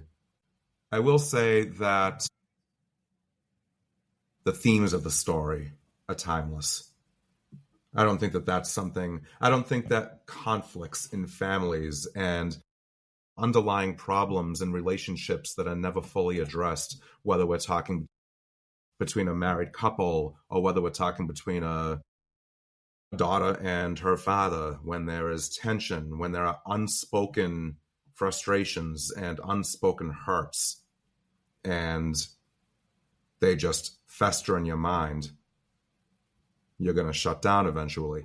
So the theme of troubled family dynamic is something that it doesn't matter if it's 1980, 2025, or 1900. This is something that is just relatable for everybody. So in that sense, I would give that an 8. So does that give you a better baseline for where you want to go, Dad? I'll tell you right now. I mean, Emmett Walsh's character is supposed to be the general public. Oh, I know. And I think a large portion of the general public still has maybe not so blunt a terminology in dealing with mental health, but I think it still exists among a significant portion of the public, and the family dynamics still. So I will go with a 9.5 based on your comments, but I'm going to stick to my 9.5 because I really believe this film has a lot of classical elements that deserve that level of mark. So that's an 8.5 average between the three of us. For rewatchability, this is usually a subjective category, which is why I've tried to stray into the more objective version of this category as we originally conceived it going back to season 1, and tried to give a more rounded opinion on how the general audience might view rewatchability on this movie as opposed to my personal feelings. Personally, I think this is a much more rewatchable film. It's not a feel-good film that you're going to put on a random Saturday. It's not that kind of thing. But it is a film that I think you can find appreciation for every few years to return to, that's in a cycle that I think, do I learn something new necessarily from each time I watch it. I don't know if it's necessarily that film, but is it something I connect with every time that I turn it on and feel like I can relate to the characters? Yes. And so from that standpoint, on a personal level, I would have it higher than what I think the general public would be here. However, a mental health movie about a kid who has attempted suicide, a family drama where the mother is cold and the father is vulnerable, from the early 80s. Like, if this was in black and white, I think you'd have a difficult time getting anybody to watch this if it weren't also a Best Picture winner. So from that standpoint, I'm going to go with the unfortunate 4.5. Ooh, wow. I know. Again, my personal feelings would have this closer to like a 6.5 or a 7, but taking that into account, I think this would be a very difficult sell if you're saying on a random Saturday afternoon, hey, the Badgers just lost. Let's drown our sorrows by watching Ordinary People. Well, you could watch it and it'd be like the Jerry Springer effect. At least my life isn't that bad. I don't know what can really be said about the rewatchability factor of this film because it is so dark, it is so heavy, and it's not a feel-good film. It ends on a bittersweet note. I wouldn't even call it an optimistic note. So it's not like by the final frame you walk away feeling good about everything that just transpired. I don't know. I do actually a little bit feel a little bit hopeful at the end of that they've found this strength within each other and are able to lean on each other finally. I don't know. Maybe that's the glass half full in me that's rarely there, but I am a little bit hopeful and optimistic by the end of this movie. Again, maybe I'm in the minority on that. Maybe it's just my oeuvre. I mean, we can talk more about this when we get to the question about whether or not Beth comes back, but this is not the kind of movie that a group of friends will sit down and watch on a Saturday night when they're getting together. This is not the kind of movie that would be first choice if people were looking to sit down and watch a quote-unquote intellectual film. I think this film is extremely intelligent. I think Roger Ebert said it best when he said that Ordinary People is an intelligent, perceptive, and deeply moving film. And I agree with that, all of those things. But I just don't know how rewatchable it is because it's so heavy. I think there's so much value in seeing it. And I think there's value in rewatching it once, twice at the most. Do I see myself ever really watching this film again? I don't teach the book anymore. I just don't know. I think that it can be a trigger for some people. So I think that some people would avoid watching it for their own personal reasons. I would have to give the rewatchability factor a 3. All right, so we have a 4.5 and a 3 on the board. I'm going to be honest. Every time I watch this film, it's cathartic for me because it helps me to heal and understand a lot of the dynamics of my childhood of being the son of an alcoholic. Every time I watch it, I get better understanding and more appreciation and forgiveness for the circumstances. And so I need to watch this film, and I admit I need to watch this film every couple of years. So to that extent, I will go with a 6 because I need to have that in my life, I think, because it gives me appreciation for, understanding what it was and knowing that my parents did the best they could given their backgrounds and circumstances. And so to that extent, I would give it a 6. Okay. So that is a 4.5 average between the three of us. Then moving to audience score on this one, we had a 76% for Google users and an 88% for Rotten Tomato users, giving us an 8.2.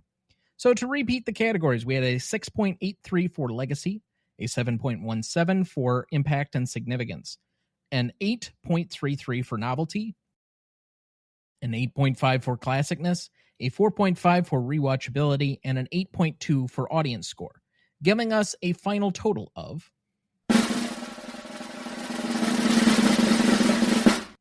43.53, and currently placing it on our list between The Philadelphia Story and My Fair Lady for number 176 on our list. So, another Best Picture winner in there, and I guess an old classic, if you will, but still above a couple of other ones that I think we've had on here that I think this is okay placement. Given that it's not like a highly celebrated film, I think this is something more that lives with certain people and they really help promote it, but it's not like an industry favorite. And really, if it weren't a Best Picture winner, I wonder if it would have truly been forgotten.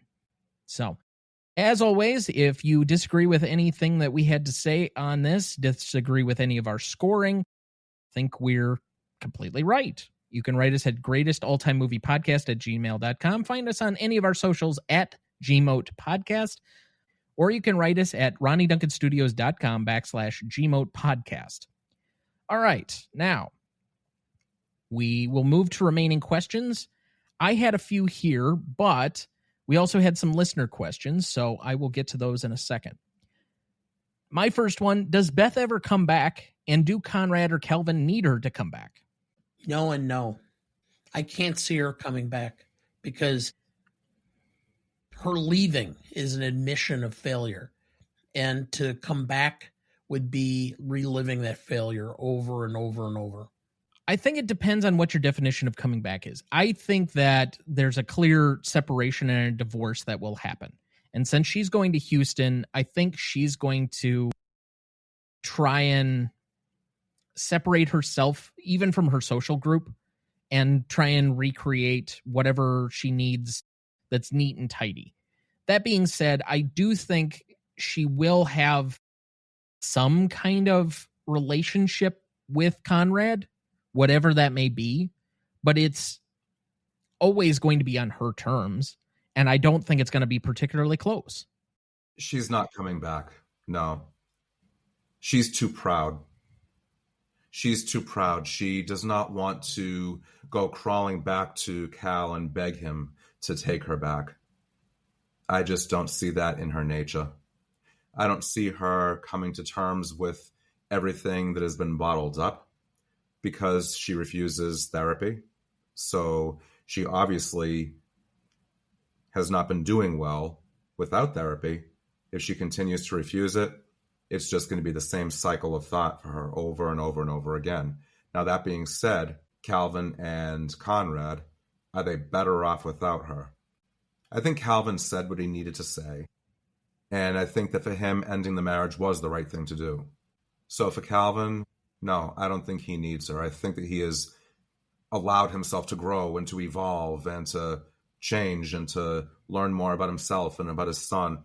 He's not going to want to go back to Beth's myopic, the little bubble that she is desperately trying to convince herself and all of them, this little bubble that she hopes really exists.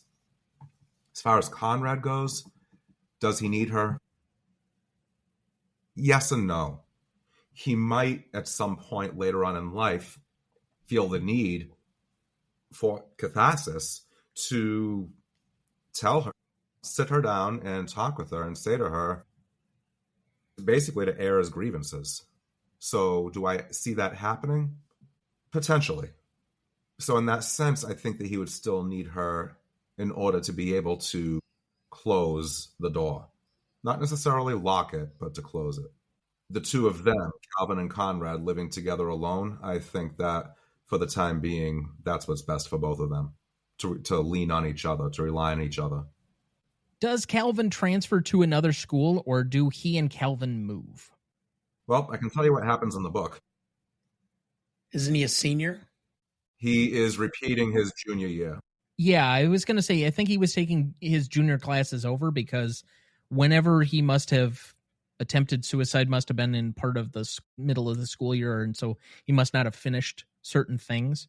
I think his classmates were all seniors, but given the conversation he has with, and I can't remember the best friend's name, but Lazenby. The fact that he needs to separate, like, I just don't know if there's much of a support system there. I don't think they move, but I could definitely see him going to a different school.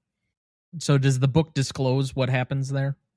In the book, Calvin sells the house and they move.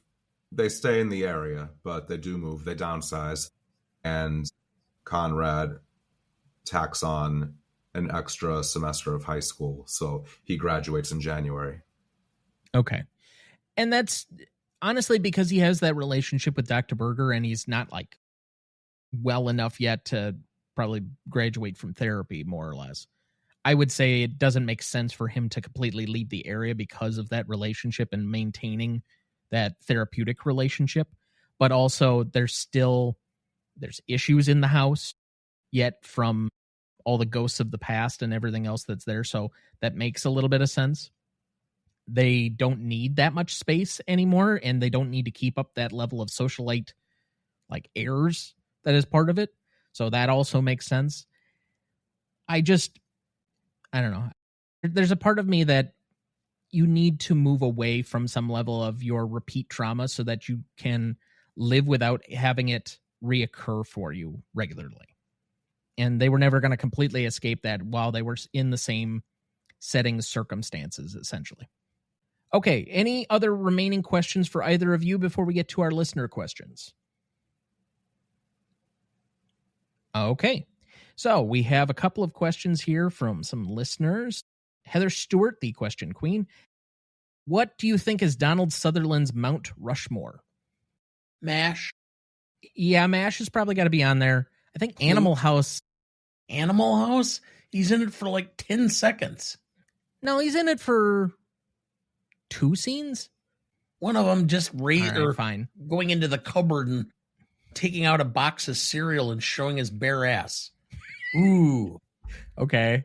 So what else do you propose? I mean, I don't have nearly the breadth of Donald Sutherland. Like, I think this movie's probably got to be on it. I would agree MASH is probably got to be on it. I haven't seen Clute yet, so. I have, but it's been a long time, but I would say yes. Clute is a good one. And I would also add Don't Look Now. I think a lot of people would probably nominate Invasion of the Body Snatchers. Possibly, well, that's a GIF, a very widely used GIF when he's pointing with his mouth opening in astonishment and horror as the camera zooms in on him. All right. That helps its visibility is what I'm saying, the film's visibility. Sure. All right. Next question from Heather Stewart, Heather Stewart, just so I can rib her with that. What are the best actors turned directors? So best as a director, like a successful director? Ron Howard. I think the implication here is that it's like leading or star actors turned directors. So that would kind of eliminate Ron Howard from that list. I mean, Rob Reiner kind of was a lead per se. Rob Reiner never really, like, he was on TV, but he was never a huge actor per se. Like Clint Eastwood is the one that immediately comes to mind. Yeah. I'm trying to think of other major stars though that like Stallone's directing has been abysmal. Well, and even though I thought it started decently, Clooney's directing has not been particularly good. No. I'd say Penny Marshall. I mean, she was the lead. She was Laverne, and she was the first woman to make a film that grossed over $100 million at the box office, which was 1988's Big with Tom Hanks. She had a good run. She did Awakenings with De Niro and Robin Williams. She did A League of Their Own with Madonna and Gina Davis and Rosie O'Donnell. She did the remake of The Preacher's Wife with Denzel Washington. I'd say she had a pretty good run as a director. Greta Gerwig, Academy Award nominated for directing. Academy Award winning for writing? No, she did not win for writing. But she was nominated. No, and I don't think she's even won screenplay, which is like what they often hand out anymore for like the second tier directorial award ending, basically, at this point. Trying to, like, Tom Hanks did Quiz Show, and I can't remember. No, he didn't. He's only done one movie that I know of that he's The Thing You Do. Yes, which we're covering next year. Excuse me, I misspoke. Yeah, Quiz Show is Robert Redford. Yeah. I did like Bradley Cooper directing his version of A Star Is Born. I wasn't as impressed with Maestro, but I would say the jury's still out on that one. But that could also roughly be in the same vein of somebody who was kind of a lead moving into the director's chair and having a shot. Yeah. Outside of that, I'm not really sure. Like, Orson Welles, does that count? I mean, he leads Citizen Kane. He's a significant part of The Third Man. He is kind of an actor, but he also directs. I don't know. I mean, obviously, I'm very conflicted, and everybody on this show knows my relationship with Orson Welles is spotted at best. But could you put that one in there? Yeah. I suppose you could. So, What all do you right. think about Ben Affleck? I mean, he did Argo, which was really good. He's got, I think, what most people consider like 3 really good directed films in Argo, The Town, and Gone Baby Gone. The Town and Gone Baby Gone. I was going to mention those. Yes.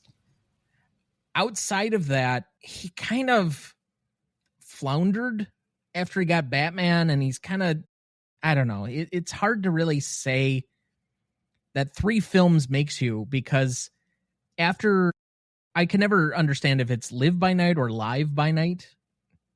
I think it's Live by Night, but anyway, after that flopped, he hasn't seemed to really go back to it all that much. I'm not even sure the last couple of movies that he's had, did he direct Air, or was he just in it? I think he directed it. Okay, so that would be, I think that's an above average film, but it's still one where I'm like, is he at the top of his game, like as a true auteur type of thing? There's a part of me that questions at times even that with Clint's movies. Like, Clint has some very good directorial movies. That is undeniable. But there are other ones where you're like, well, okay. Well, Costner won a Best Director. I suppose. I mean, but I think we're grasping a little bit at straws now. If we're crawling that far down the barrel, because, like, what other good movie has Kevin Costner directed? What other good movie has Kevin Costner been in? Oh, that is a little bit more wide open. Field of Dreams, Bull Durham. Okay. In the last 20 years. Well, that's a different matter. Yeah. Anyway, I think Clint's by far the out ahead. Yeah, just by depth, quality, and awards, I would assume that's probably the top. And then after that, I think I probably already have to put Gerwig in there. Just, I mean, based on her impressive resume so far to this point. Yeah. All right, we have one last question from Heather Stewart, which we've kind of already answered, but the ending is considered unsatisfactory to many. What is your take? I think we've kind of generally done that, but we're all basically supportive of that being a very good scene and a very good ending, satisfying for us, correct? Yes. Yes. All right. So then we'll move into our other question that we have here from Kieran B. over the BPC Best Picture cast. How does Mary Tyler Moore's performance stack up against some of the other leading female performances you have covered? Now, Frank, I would guess that you have not been here or you haven't listened to a ton of our show, and that's perfectly fine. I mean, there's a lot of content out there, and I know you're working on your own stuff, so you may not have the categorical knowledge that my dad and I do of all of our, I guess it's now 280 episodes, 279 is this one. But the problem that I guess I have is there are several big periods of time where there are not a lot of great written female parts. So where does she stack up with somebody like, we haven't even covered somebody like All About Eve yet, or really anything with Bette Davis. And we've only covered very sparse Katharine Hepburn roles. it's really hard for me to compare Mary Tyler Moore in this film to like Gloria Swanson from 2 weeks ago. I think they're roughly in the same ballpark, but I think they're accomplishing different things. So, and as I've said many times on the show, I am not a good judge of what acting is or is not. So it's really hard for me to be able to say definitively, like, is this one of the best single performances? She didn't win the Oscar that year. So I don't know, Dad, do you have any others that you'd like to throw out that are some seminal leading female performances that we can even highlight? Well, I mean, you've got Katharine Hepburn and Guess Who's Coming to Dinner. But it's difficult, off the top of my head to go back over the 200 and how many shows and think about each one of the female categories without having the list in front of me and kind of giving it. If I had, my gut says it's probably an upper third as far as female leads.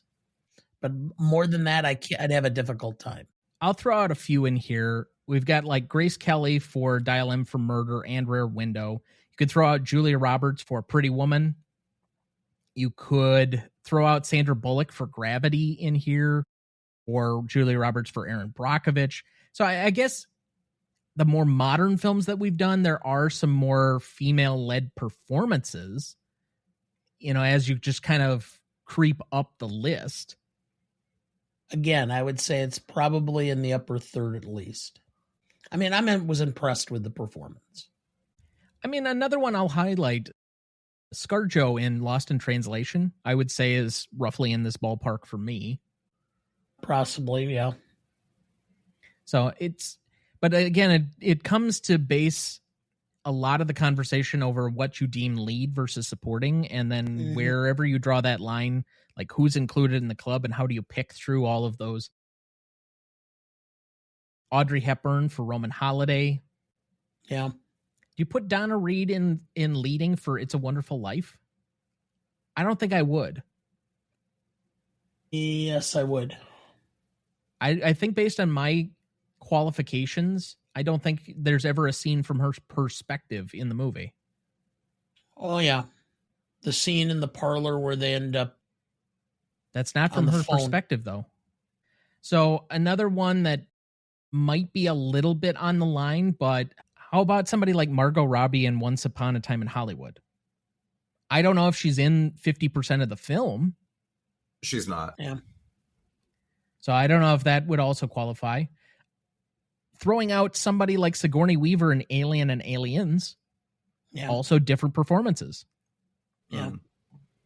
So it's really tough for me to say. I mean, boy, Okay. I don't know. I mean, you'd almost have to do a like for like kind of situation to really compare, I would guess.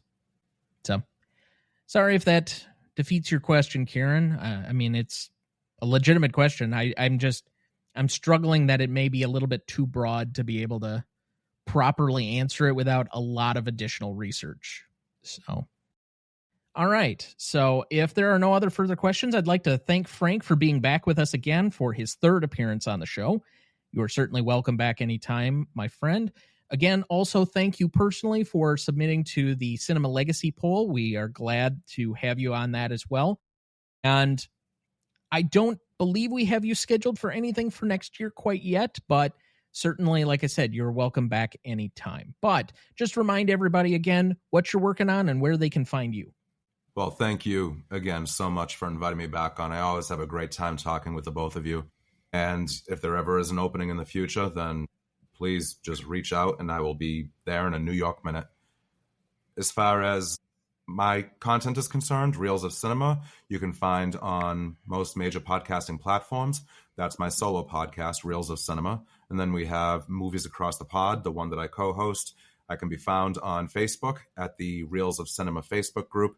You can find me on Instagram and Threads at Frank Mandosa 1974, Twitter at FilmBuff1974, and email at reelsofcinemapod@gmail.com. Excellent. So, any remaining thoughts for the week, Dad? No. Okay.